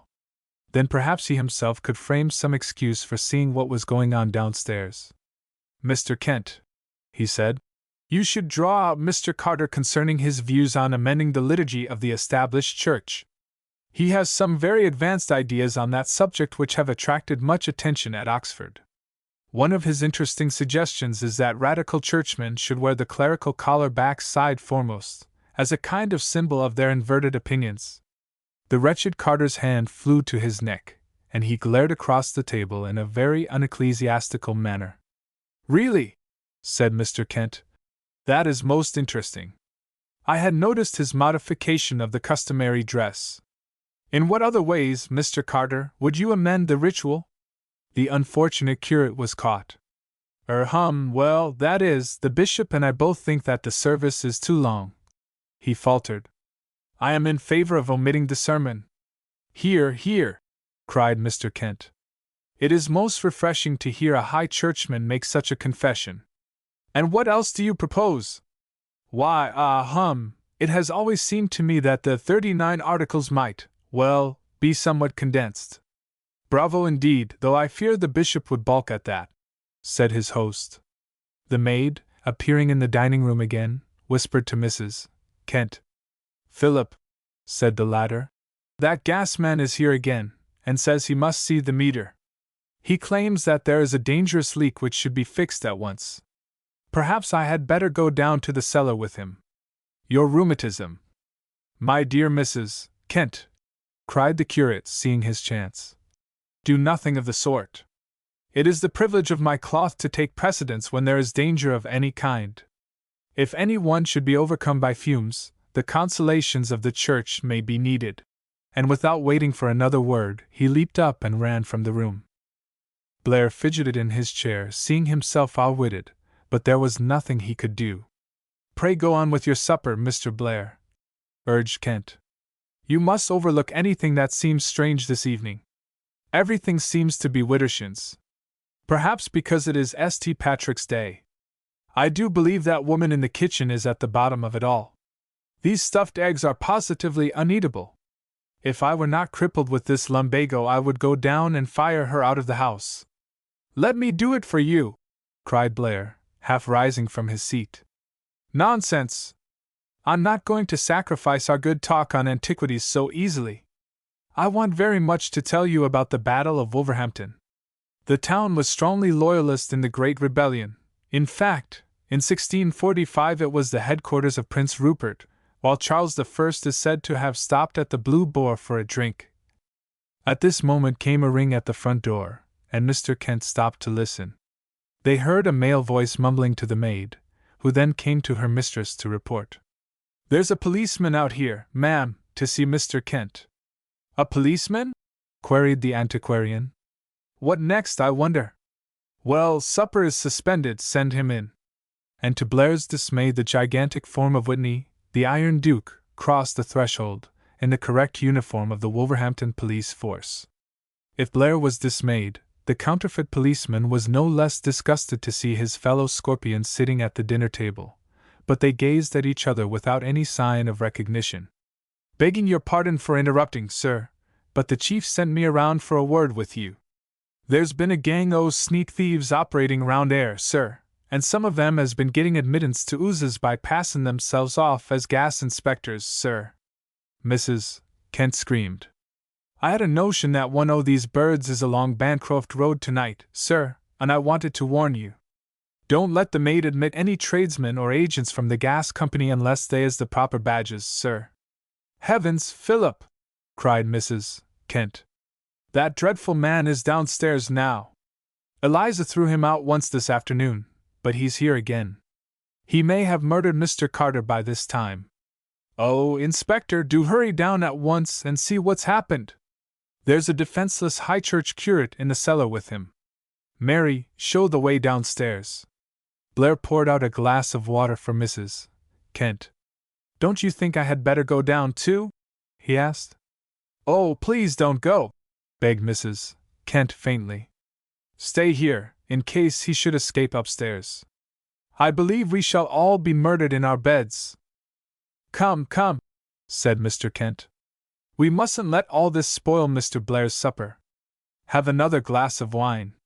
The policeman will attend to the gas man.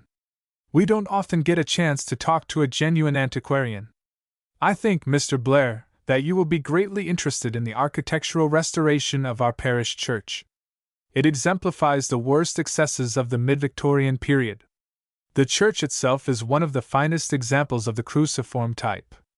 The south transept dates from the 13th century, the nave, clerestory, and north transept from the 5th. The chancel was restored in 1865, but I must confess that the treatment of the clerestory seems to me barbarous. Now, what are your own ideas as to the proper treatment of a clerestory? The wretched American was nonplussed. He had a shrewd suspicion that matters were moving rapidly downstairs, yet he did not see any way of leaving the dining room to investigate for himself. He had hardly heard what was said. Why, to tell you the truth, Mr. Kent, I read very little fiction nowadays. I'm rather worried about that gas man downstairs. Do you suppose your daughter can be in any danger? There might be some sort of explosion. Don't you think I had better run down to see if I can help? As they sat listening, Kathleen's voice was heard from the kitchen, raised in clear and angry tones. Blair could contain himself no longer. With an inarticulate apology, he hurried out of the room, leaving the puzzled antiquarian and his wife alone at the supper table. The Rhodes Scholar was correct in having feared the goblin as a dangerous competitor in the quest of the Grail. King, as we have intimated before, was a quaint-minded and ingenious person, modest in stature but with a twinkling and roving eye.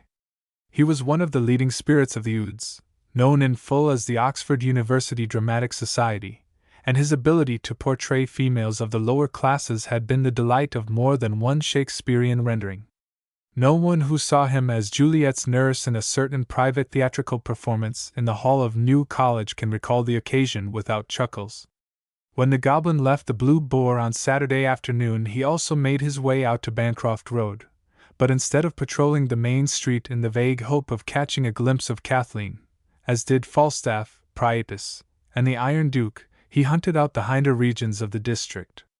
In accordance with a plan he had concocted before leaving Oxford, he carried a little portfolio of art subjects, of the kind dear to domestic servants, and with this in hand he approached the door of the basement back kitchen, where Ethel the cook and her assistant, Mary, the housemaid, were having a mid-afternoon cup of tea.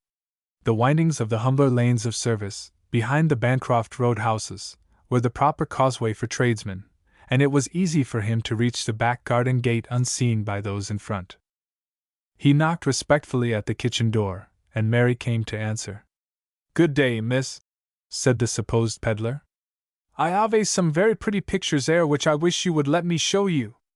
Mary was a simple-minded creature, but she knew that her mistress had strict rules about peddlers. "I'm sorry," she said, "but missus don't let no peddlers in the house." "If you please, miss," said the artful goblin, "I am no peddler, but representing a very respectable photographer, and I would like to show you some photographs in the hope of getting your order. I have taken a number of orders at the nicest oozes along Bancroft Road. I thought maybe you would like to have a photo of yourself taken, to send to your young man," and he opened his case, exhibiting a sheaf of appropriate photos. It was a slender chance, but the peddler had a wheedling eye and a genteel demeanor, and Mary hesitated. She called the cook, a stout, middle-aged person, who came to the door to see what was up. The peddler rapidly showed the best items of his collection, which he had selected with great care in a photographer's studio in Oxford. Fate hung in the scales, but the two servants could not resist temptation. They knew that Mrs. Kent and Miss Kathleen were upstairs sewing, and the master was confined to his study with his rheumatism. They invited the photographer into the kitchen. It is a psychological fact well known to housekeepers that there is a vacant hour in the middle of the afternoon when Satan sometimes finds a joint in the protective armor of the domestic servant. After the luncheon dishes are washed and put away, and before 5 o'clock tea and toast are served, cook and housemaid enjoy a period of philosophic contemplation or siesta. Even in the most docile and kitchen-broken breast thoughts of roses and romance may linger. Dreams of moving pictures or the coming cotillion of the Iceman's social harmony. Usually this critical time is whiled away by the fiction of Nat Gould or Bertha Clay or Harold Bell Wright. And close observers of kitchen comedy will have noted that it is always at this fallow hour of the afternoon that peddlers and other satanic emissaries sharpen their arrows and ply their most plausible seductions. The goblin has never admitted just what honeyed sophistries he employed to win the hearts of the simple pair in Mrs. Kent's kitchen. But the facts may be briefly stated by the chronicler. After getting them interested in his photos, he confessed frankly that he was an old friend of the family from Oxford. He said that he and Miss Kathleen were planning an innocent practical joke on the family, and asked if he could take the place of one of the servants for that Sunday. He made plain that his share in the joke must not be revealed to anyone. And then he played his trump card by showing them the text of the bogus telegram recommending Miss Eliza Thick, which he had dispatched from a branch postal office on his way through the town. "And is Miss Josephine in the joke, too?" inquired the cook. This question startled the goblin, but he kept his composure and affirmed that he and Miss Josephine had concocted the telegram jointly in Oxford. And by a little adroit pumping he learned Jo's status in the family. The cook, Ethel, admitted that she was to go out that evening for her Saturday night off. At last the goblin, by desperate cunning and the exhibition of 2 golden sovereigns, completely won the hearts of the maids. While they were talking, the doorbell rang, and Mary, returning from the upper regions, announced that it was another telegram from Miss Jo. Mrs. and Miss Kathleen laughed fit to kill when they read it. She said, "You see?" said the goblin. "That's the same telegram I just showed you. It's all right, it's a joke. You don't need to worry, cook. Mrs. Kent won't be angry with you. You let me take your place for tomorrow, and write a little note saying you're ill and that your friend Eliza Thick will do your work for the day." It was arranged that the goblin should meet Ethel at her home that night to borrow some clothes. The cook showed him the menu for Sunday that Mrs. Kent had sent down. This rather daunted the candidate for kitchen honors, but he copied it in his notebook for intensive study. Then, as it was close upon tea time, he packed up the photos, distributed his largesse, and retired. Mary, the housemaid, promised to stand by him in the coming ordeal. Both the servants felt secretly flattered that they should be included in the hoax. The kitchen classes in England have great reverence for young varsity men. The goblin was a canny man, and he had brought with him a wig and certain other properties. He hunted out a little tea shop, where he meditated over 3 cups of pekoe and hot buttered toast. Then he made his way to the public library, where he spent several hours over a cookbook. He was complimenting himself on having shaken the other scorpions off his trail when Blair looked over his shoulder and caught a glimpse of the stuffed eggs recipe to which the goblin was addressing himself for the 4th time. The meeting was embarrassing, but it could not be helped. After Blair had left him, the cook to be returned to his memoranda. Mrs. Kent trusted many things to Ethel's judgment, and her instructions as jotted down on a slip of paper included 3 possibilities. Eggs stuffed, devilled, or farci, she had written, and the goblin was endeavoring to decide which of these presented the least distressing responsibility. He was a student of mathematics, and had attempted to reduce the problem to a logical syllabus. He read over his memoranda. "Integral calculus is a treat compared to this," he said to himself as he reviewed the problem. "I hope they have plenty of parsley in the house. That nest may need a little protecting foliage. I don't see how I can make any kind of proper asylum for those homeless, wandering eggs out of that mess." So saying, he left the library to call upon Ethel at her home and complete his disguise. 11. Mrs. Kent was a deal puzzled by the bearing and accoutrements of her substitute cook. Eliza Thick appeared on the premises about 7 o'clock, and with the aid of the housemaid breakfast went through fairly smoothly. It was Kathleen's query about the coffee that elicited the truth. Mary, with nervous gigglings, announced to her mistress that Ethel was ill and had sent a substitute. The coincidence that Josephine's nominee should turn out to be a friend of Ethel struck Mrs. Kent as strange, and presently she went down to interview the new kitcheneer. Eliza Thick, a medium-sized but rather powerfully fashioned female, generously busted and well furnished with rich brown hair, was washing the dishes. She curtsied respectfully as Mrs. Kent entered the kitchen. "Good morning," said Mrs. Kent. "You are Eliza Thick?" "Yes, ma'am." "You brought a note from Ethel?" "Yes, ma'am." And fumbling in an opulent bosom, Eliza drew forth a crumpled scrap of paper. "I had a telegram from my niece in Oxford recommending you." "How did she know of you?"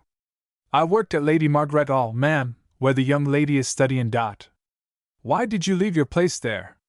"If you please, ma'am, my dishes was so tasty that it made the young ladies discontented when they got home. Their parents complained that it gave 'em too ideas about wittles. The principal said I was pamperin' 'em too much, and offered to release me." Mary, who was listening, gave a loud snort of laughter, which she tried to conceal by rattling some plates. "Well, Eliza," said Mrs. Kent, "that will do. You must get on with the work as best you can. Judging by the coffee this morning, I don't think your cooking will have the same effect on us that it did on the students at Lady Margaret Hall." We were expecting a guest for lunch, but I will have to put him off until supper. I have written out the menu for the day. Mary will give you any help she can." "If you please, ma'am?" said Eliza. "Yes?" "Cook gave me a message from Miss Kathleen, ma'am, which she asked me to deliver in person." "A message from Miss Kathleen?" "Yes, ma'am." "Well, you can tell me. I will tell Miss Kathleen." "Cook said I was to give it to her personally," said the persistent Eliza. "How very extraordinary," said Mrs. Kent. "What did you say was the matter with Ethel? Is it anything contagious?" "Oh, no, ma'am, I think it's just a touch of nervous debility, ma'am. Too many white corpuscles, ma'am." "Well, I don't think Miss Kathleen can come down now, Eliza. We have just had a very strange telegram which has rather upset us." "Yes, ma'am." The new cook sat down to peel potatoes and study the mechanics of kitchencraft. She found much to baffle her in the array of pots and pans, and in the workings of the range. From a cupboard she took out mincemeat choppers, potato mashers, cream whippers, egg beaters, and other utensils, gazing at them in total ignorance of their functions. Mrs. Kent had indicated jugged hare and mashed potatoes for lunch, and after some scrutiny of the problem Eliza found a hammer in the cabinet with which she began to belabor the vegetables. Mary, who might have suggested boiling the potatoes first, was then upstairs. By and by Kathleen heard the thumping, and came into the kitchen to investigate. "Good morning, Eliza." "Good morning, miss," said the delighted cook. "Oh, I am so happy to see you, miss." "Thank you, Eliza. Did you have a message for me from Ethel?" "Yes, miss. Ethel said she hoped you'd give me all the help you can, miss, because, you see, miss, cooking for a private family is very different from working in a college where there are so many, miss." "I see. Well, what on earth are you doing to those potatoes, Eliza?" "Mashing 'em, miss." "What, with a hammer?" "I washed the hammer, miss." "Surely you didn't mash them that way at Maggie Hall, Eliza?" "Yes, miss. The young ladies got so they couldn't abide them done any other way." Kathleen looked more closely, and examined the badly bruised tubers. "Good gracious!" she exclaimed, with a ripple of laughter. "They haven't been cooked yet!" Eliza was rather taken aback. "Well, you see, miss," she said, "at the college we used nothing but fireless cookers, and I don't understand these old-fashioned stoves very well. I wanted to get you to explain it to me." "It's perfectly simple," said Kathleen. "This is the oven, and when you want to bake anything, phew!" she cried, opening the oven door. "What have you got in here?" She took a cloth, and lifted out of the oven a tall china pitcher with a strange-looking object protruding from it. Eliza was panic-stricken, and for an instant forgot her role. "My God! I'd put the hare in there and forgot all about it. What a bally sell!" Kathleen removed the hideous thing, hardly knowing whether to laugh or cry. "Look here, Eliza," she said. "They may jug hares that way at Maggie Hall, but I doubt it. Now, what can you cook? We've got guests coming tonight. A gentleman from America is going to be here, and we must put our best foot forward." Eliza's face was a study in painful emotion. "Excuse me, miss," she said, "but is that American gentleman called Mr. Blair?" "Yes," said Kathleen. "Really, Eliza, you are most extraordinary. How did you know?" "I've heard of him," said Eliza. "I think I ought to warn you against him, miss. He's a counterfeiter." "Nonsense, Eliza. What notions you do have! He's an antiquarian, and he's coming to see my father about archaeology. He's a friend of Miss Josephine, from Oxford. Now I think you'd better get on with your cooking and not worry about counterfeiters." "Miss Kathleen," said Eliza, "I think I'd better be frank with you. I want to tell you." Here Mary came into the kitchen, and although Eliza Thick made frantic gestures to her to keep away, the housemaid was too dense to understand. The opportunity for confession was lost. "Now, Eliza," said Kathleen, "Mary will help you in anything you're not certain about. I'll come down again later to see how you're getting on." By supper time that night, Eliza Thick began to think that perhaps she had made a tactical error by interning herself in the kitchen where there was but small opportunity for a tete-a-tete with the bewitching Kathleen. The news that Blair was coming to the evening meal was highly disconcerting, and the worried cook even contemplated the possibility of doctoring the American's plate of soup with ratsbane or hemlock. Once during the afternoon she ventured a sally upstairs, carrying a scuttle of coal as a pretext, in the vague hope of finding Kathleen somewhere about the house. Unfortunately, she met Mrs. Kent on the stairs, who promptly ordered her back to her proper domain. Here Eliza found a disreputable-looking person trying to cousin Mary into admitting him to the house. He claimed to be an agent of the gas company, in search of a rumored leak. Eliza immediately spotted Priapus, and indignantly ejected him by force of arms. In the scuffle a dish-pan and several chairs were overturned. Mary, whose nerves were rather unstrung by the sustained comedy she was witnessing, uttered an obligato of piercing yelps which soon brought Kathleen to the scene. Eliza received a severe rating, and so admired the angry sparkle in Kathleen's eyes that she could hardly retort. "One other thing, Eliza," said Kathleen in conclusion. "There are to be 2 guests at supper. Mr. Carter, a curate from Oxford, is coming, too. Please allow for him in your preparations." "If you please, miss," cried the much-goaded cook. "Is that Mr. Stephen Carter?" "I believe it is," said Kathleen. "But what of it? Is he a counterfeiter, too?" "Miss Kathleen, I know you think it strange, but I must warn you against that curate. Dear Miss Kathleen, he is dangerous. He is not what he seems." "Eliza, you forget yourself," said Kathleen, severely. "Mr. Carter comes with an introduction from the Bishop of Oxford. I hope that is satisfactory to you. In any case, we do not need your approval for our list of guests. Mrs. Kent wants you to take great care with the stuffed eggs.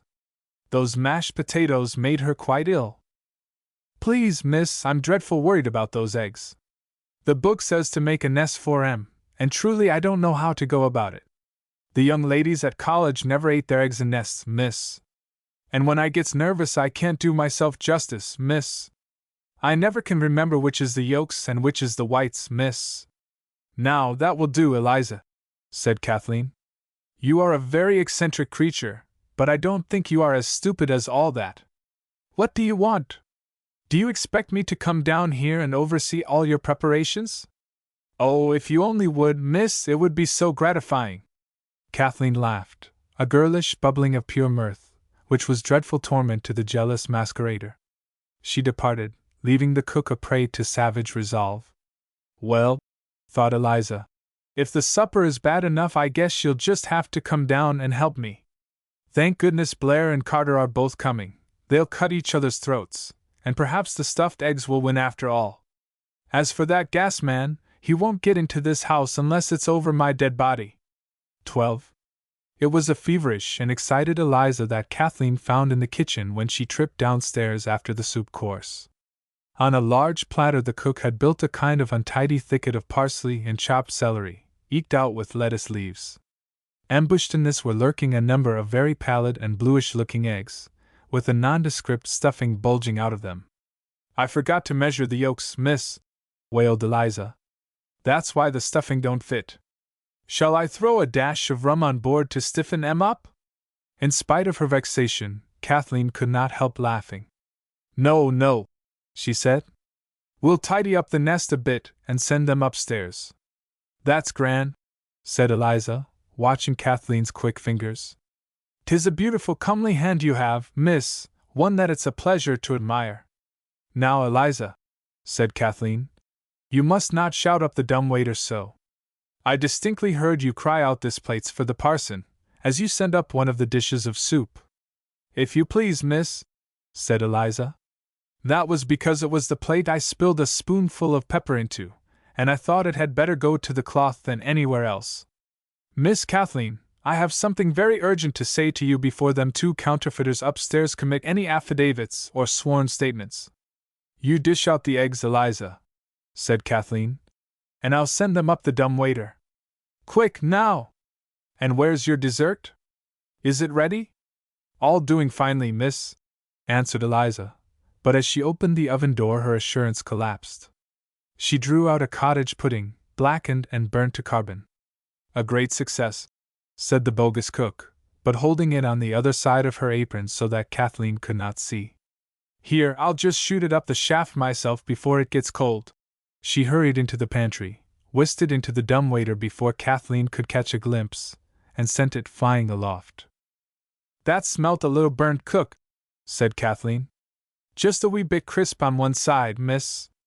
Kathleen was in the pantry, with her nose up the dumbwaiter's shaft, sniffing the trail of the cottage pudding and wondering whether she ought to recall it for inspection, when Eliza, turning toward the back door, saw the gas man on the threshold.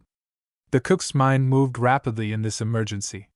She knew that if Priapus found himself face to face with Kathleen, dangerous exposures would follow at once. "Mary," she whispered to the maid, who had just come down from upstairs, "run tell the mistress the gas man is here again. I'll send him down the cellar." And while Kathleen was still in the pantry and before the pseudo-gas man could demur, Eliza seized him by the coat and hurried him across the kitchen to the cellar door. She opened this and pointed downstairs. The bewildered gas man disappeared down the steps and Eliza closed the door and turned the key. "Now, miss," said Eliza, "I have something very serious to say to you." Just at that moment she saw the clerical black of the Reverend Mr. Carter coming down the kitchen stairs. "And that is, we'd best get this fruit up without delay." And seizing a large bowl of apples, oranges, and bananas, she passed it to Kathleen and backed her into the pantry again. Kathleen unsuspectingly pushed the fruit up the dumbwaiter, and meanwhile it took no more than an instant for Eliza to take the curate by the arm, motion him to silence, and push him toward the cellar door. "He's down there," she whispered, and Carter innocently followed his fellow scorpion. Again Eliza closed the door and turned the key. "Well, Eliza," said Kathleen, "I don't think you're much of a cook, but you're a willing worker." "Miss Kathleen," said the cook, who was now more anxious than ever to cleanse her bosom of much perilous stuff, "are you very down on practical jokes?" "Practical jokes? Why, yes, Eliza. I think they are the lowest form of humor." "Good gracious! I do believe we've forgotten the coffee. Have you got it ready?" Yes, miss, right here," said Eliza, bustling to the stove. "But don't you think, miss, that a frank confession atones for a great deal? Really, Eliza, you are the most priceless creature.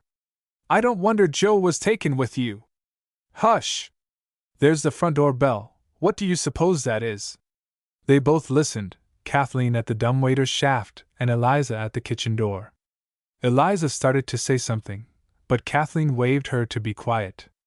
A heavy step sounded on the stair, and the agitated Mary appeared, followed by a huge policeman. Eliza, of course, recognized the Iron Duke, but the gaslight and the disguise prevented the latter from knowing his fellow venturer. "What on earth is the matter?" said Kathleen. "Please, miss," said the bluecoat, "your mother said there's a gas man down here and I've been sent by headquarters to take him in charge. I think he's a sneak thief." "There's no such person here, officer," said Kathleen. Eliza still kept her sovereign wits about her. She advanced to the policeman, and whispering mysteriously, "He's in here," took his sleeve and led him to the cellar door. "He's down there," she repeated. "Put the cuffs on him, quick!" She opened the door, and the doubtful policeman, hypnotized by her decision, stepped on to the cellar stairs. The door closed behind him, and again Eliza turned the key. "What does all this mean?" demanded Kathleen angrily. "Has everybody gone daft? Eliza, ever since you came into the house, there has been nothing but turmoil. I wish you would explain. Why have you sent the policeman into the cellar?" "There's 3 dangerous counterfeiters down there, miss," said Eliza. "I want to tell you the truth about this, Miss Kathleen, before that American gets down here. He's bound to be here soon. He's the worst of the lot." "Open that door at once," said Kathleen, stamping her foot. "I don't know what on earth you mean by counterfeiters, but if there are any down there, let's have them up, and see what they have to say." The dining room bell rang, and Mary instinctively hurried upstairs. At the same moment Blair ran down, 3 steps at a time, and bounded into the kitchen. He started when he saw Eliza. "Are you all right, Miss Kent?" he asked anxiously. "I've been so worried about you. Is that gas man still here? I think I can smell gas escaping. Can I help in any way?" "What you smell is a burnt cottage pudding," replied Kathleen. "There's a policeman in the cellar. I wish you'd call him up. I have a great mind to ask him to take Eliza in charge. I don't think she's quite right." Blair looked at Eliza closely. "I agree with you, Miss Kathleen," he said. "She looks like a bad egg to me, a deviled egg, in fact. Which is the cellar door, cook?" Eliza saw her chance. "Right here, sir," she said, taking hold of the door knob. She swung the door open. "Looks very dark," said Blair. "I can't quite see the step. Where is it?" Eliza, eager to add this last specimen to her anthology in the cellar, stepped forward to point out the stairway. With one lusty push, Blair shoved her through the door and banged it to. He turned the key in the lock and thrust it into his pocket.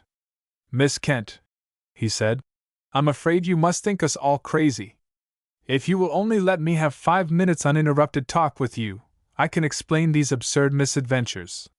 Please, won't you let me?" "To tell you the truth," said Kathleen, "I'm hungry. I've had only a plate of soup, and that was counterfeit. I think that mad woman intended it for the curate, for whom she had conceived a dislike. Let's go up and sit in the dining room, and I can talk while you eat." At that moment Mrs. Kent's voice sounded at the top of the stairs.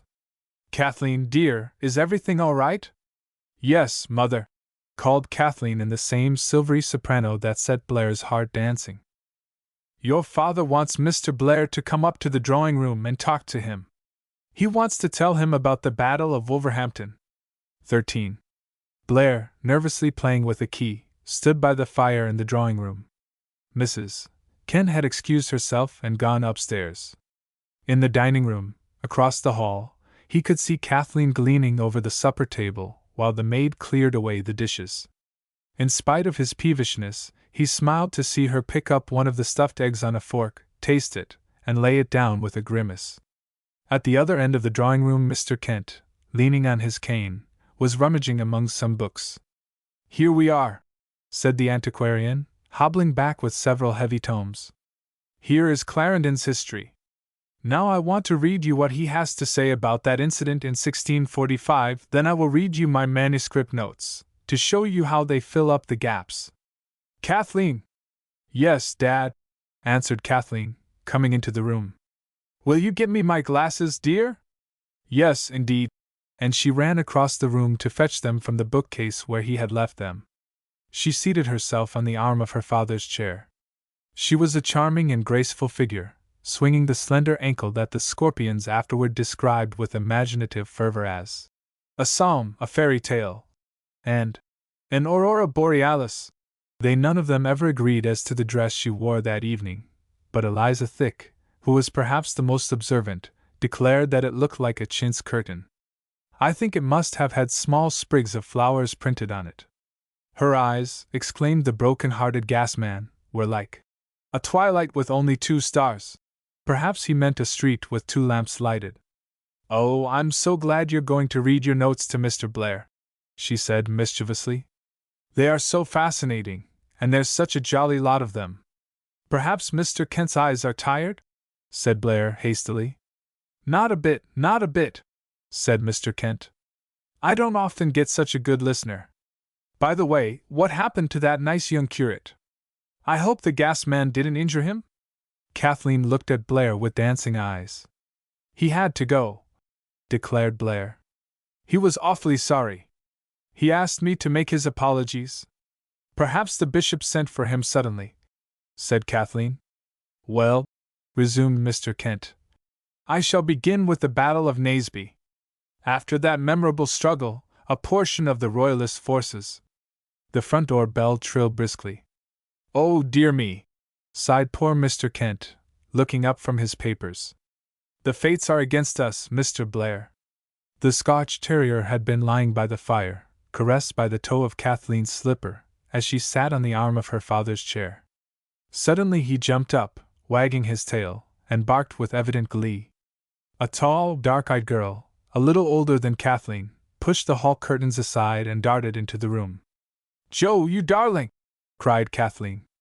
"How's your leg?" "What do you mean?" asked Joe. "Which leg?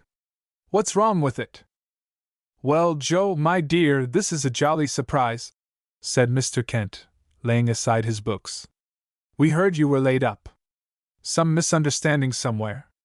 We've got a friend of yours here, you see, Mr. Blair." Blair wished he could have sunk through the floor. He would have given anything to be with the other four in the darkness of the cellar. His ears and cheeks burned painfully. "How do you do, Mr. Blair?" said Josephine cordially. "There must be some mistake. I've never met Mr. Blair before." "My dear Joe," cried Kathleen, "I do think we have all gone nuts. Look here!" She took 3 sheets of paper from the mantelpiece. "Did you or did you not send us those telegrams?" Joe ran her eye over the messages, reading them aloud. "Miss Kathleen Kent.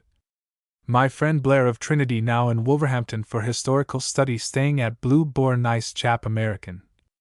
Here Joe raised her eyes and looked appraisingly at Blair, whose confusion was agonizing. "May he call on you if so send him a line sorry can't write hurt hand playing soccer love to all. Joe. Frederick Kent, unavoidably detained Oxford hurt leg playing soccer wish you could join me at once very urgent. Joe." She bent down to the terrier which was standing affectionately at her feet. "Well, Fred, old boy," she said, patting him, "did Joe send you a telegram, Mrs. Philip Kent, have found very good cook out of place am sending her to you earnestly recommend give her a trial reliable woman, but eccentric name Eliza Thick will call Sunday morning." Joe. "My dear Kathleen," said Joe, "you flatter me. I never sent any of those messages. Do you know any other Joes?" "I beg your pardon, Miss Kent," said Blair, "but I must tell you. I sent 2 of those telegrams, and I think I can guess who sent the other. Miss Eliza Thick herself." "You!" exclaimed Mr. Kent and both girls in the same breath. "Yes, Mr. Kent. I blush to confess it, but you and your family have been abominably hoaxed, and I can see nothing for it but to admit the truth. Painful as it is, I prefer to tell you everything."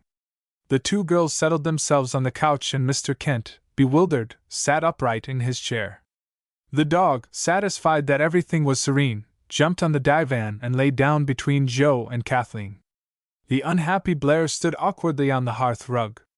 "Last January," he began, "a gentleman by the name of Kenneth Forbes, an undergraduate of Merton College, now studying the gas meter in your cellar, was in Blackwell's bookshop, in Oxford, browsing about. Lying on a row of books in a corner of the shop he happened to see a letter, without an envelope. He picked it up and glanced at it. It had evidently been dropped there by some customer. The address engraved on the paper was 318 Bancroft Road, Wolverhampton.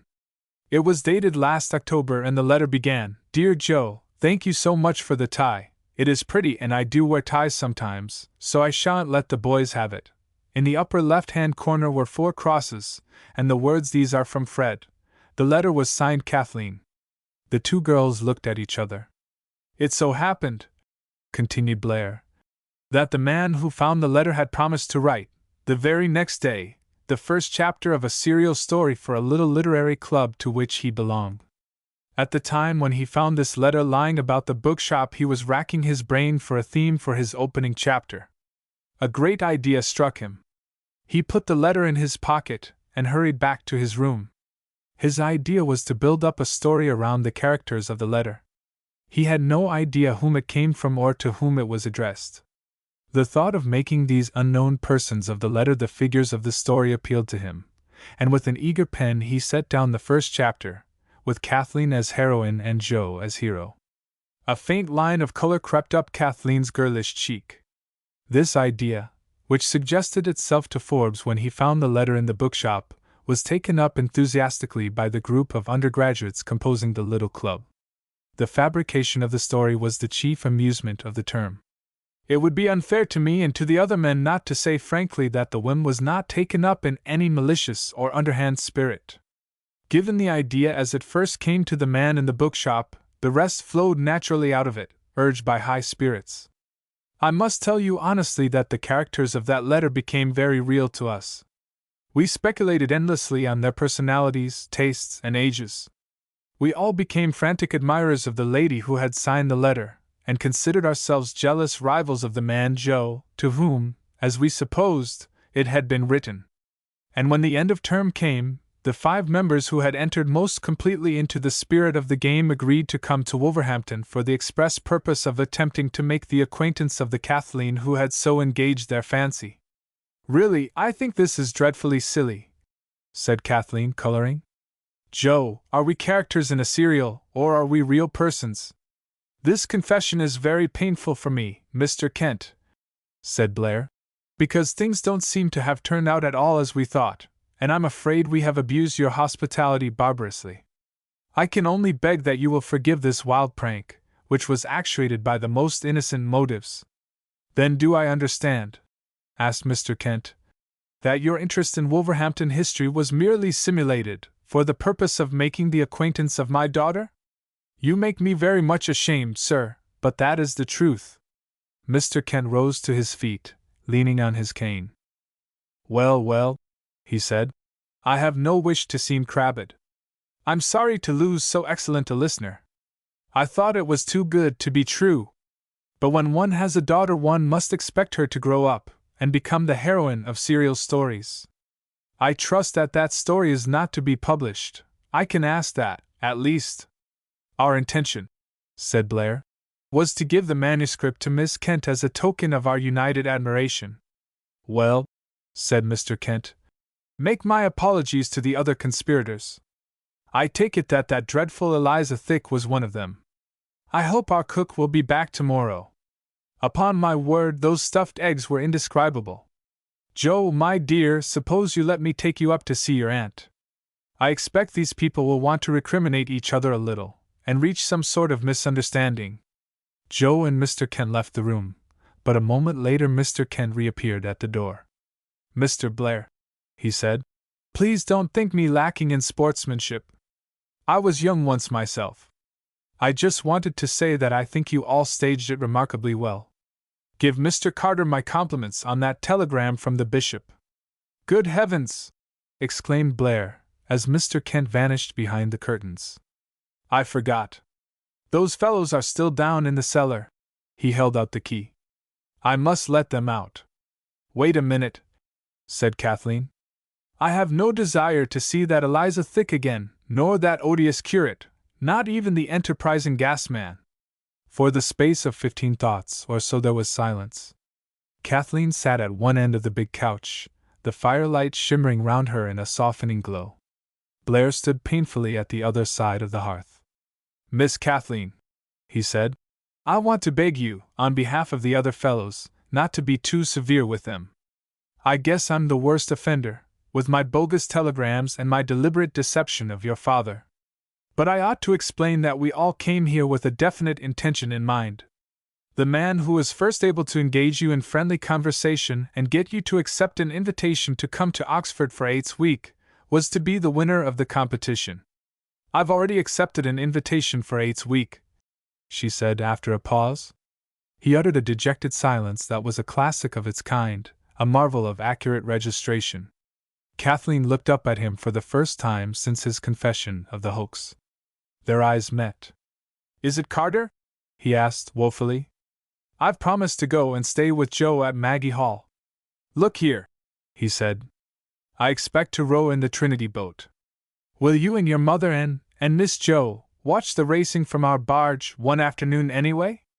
Then you could come to tea in my rooms afterward, and I'll ask the other fellows in to meet you. The parson and the policeman and the gasman and Eliza Thick? Yes. They're all splendid chaps, I know you'll like them. Well, she murmured, I dare say Eliza Thick would be all right in his proper costume. I shall never forget his nest-building genius. Now I understand what he meant by all that talk about counterfeiters. You will come to the Trinity barge? He begged. There was a pause. A dropping coal clicked in the grate, and Kathleen's small slipper tapped on the fender. I should think, she said, that a man as persistent as you would make a good or. I'm glad the others aren't Americans, too. It was bad enough as it was. Miss Kathleen, he pleaded, I guess I can't make you understand what I'd like to. But if you'll just come punting up the share on Sunday in 8's week, there are so many things I'd like to tell you. Yes, I've always wanted to hear about America, and the difference between a Republican and a Democrat. And you will come? Kathleen rose, laughing. I have already accepted Joe's invitation, she said. Good night, Mr. Blair. She gave him her hand. He held it as long as he dared, looking her straight in the eye. I'm not nearly as jealous of Joe as I was. She was gone through the curtains, a flash of dainty grace. Then her face reappeared. If you care to call again sometime, Dad would love to read you those notes on the Battle of Wolverhampton. Blair looked round the room. The dog, lying by the fire, got up, stretched, and wagged his tail. Blair pulled out his watch. Gimminy, he said. I'd better go down and let those poor devils out of the cellar. The end.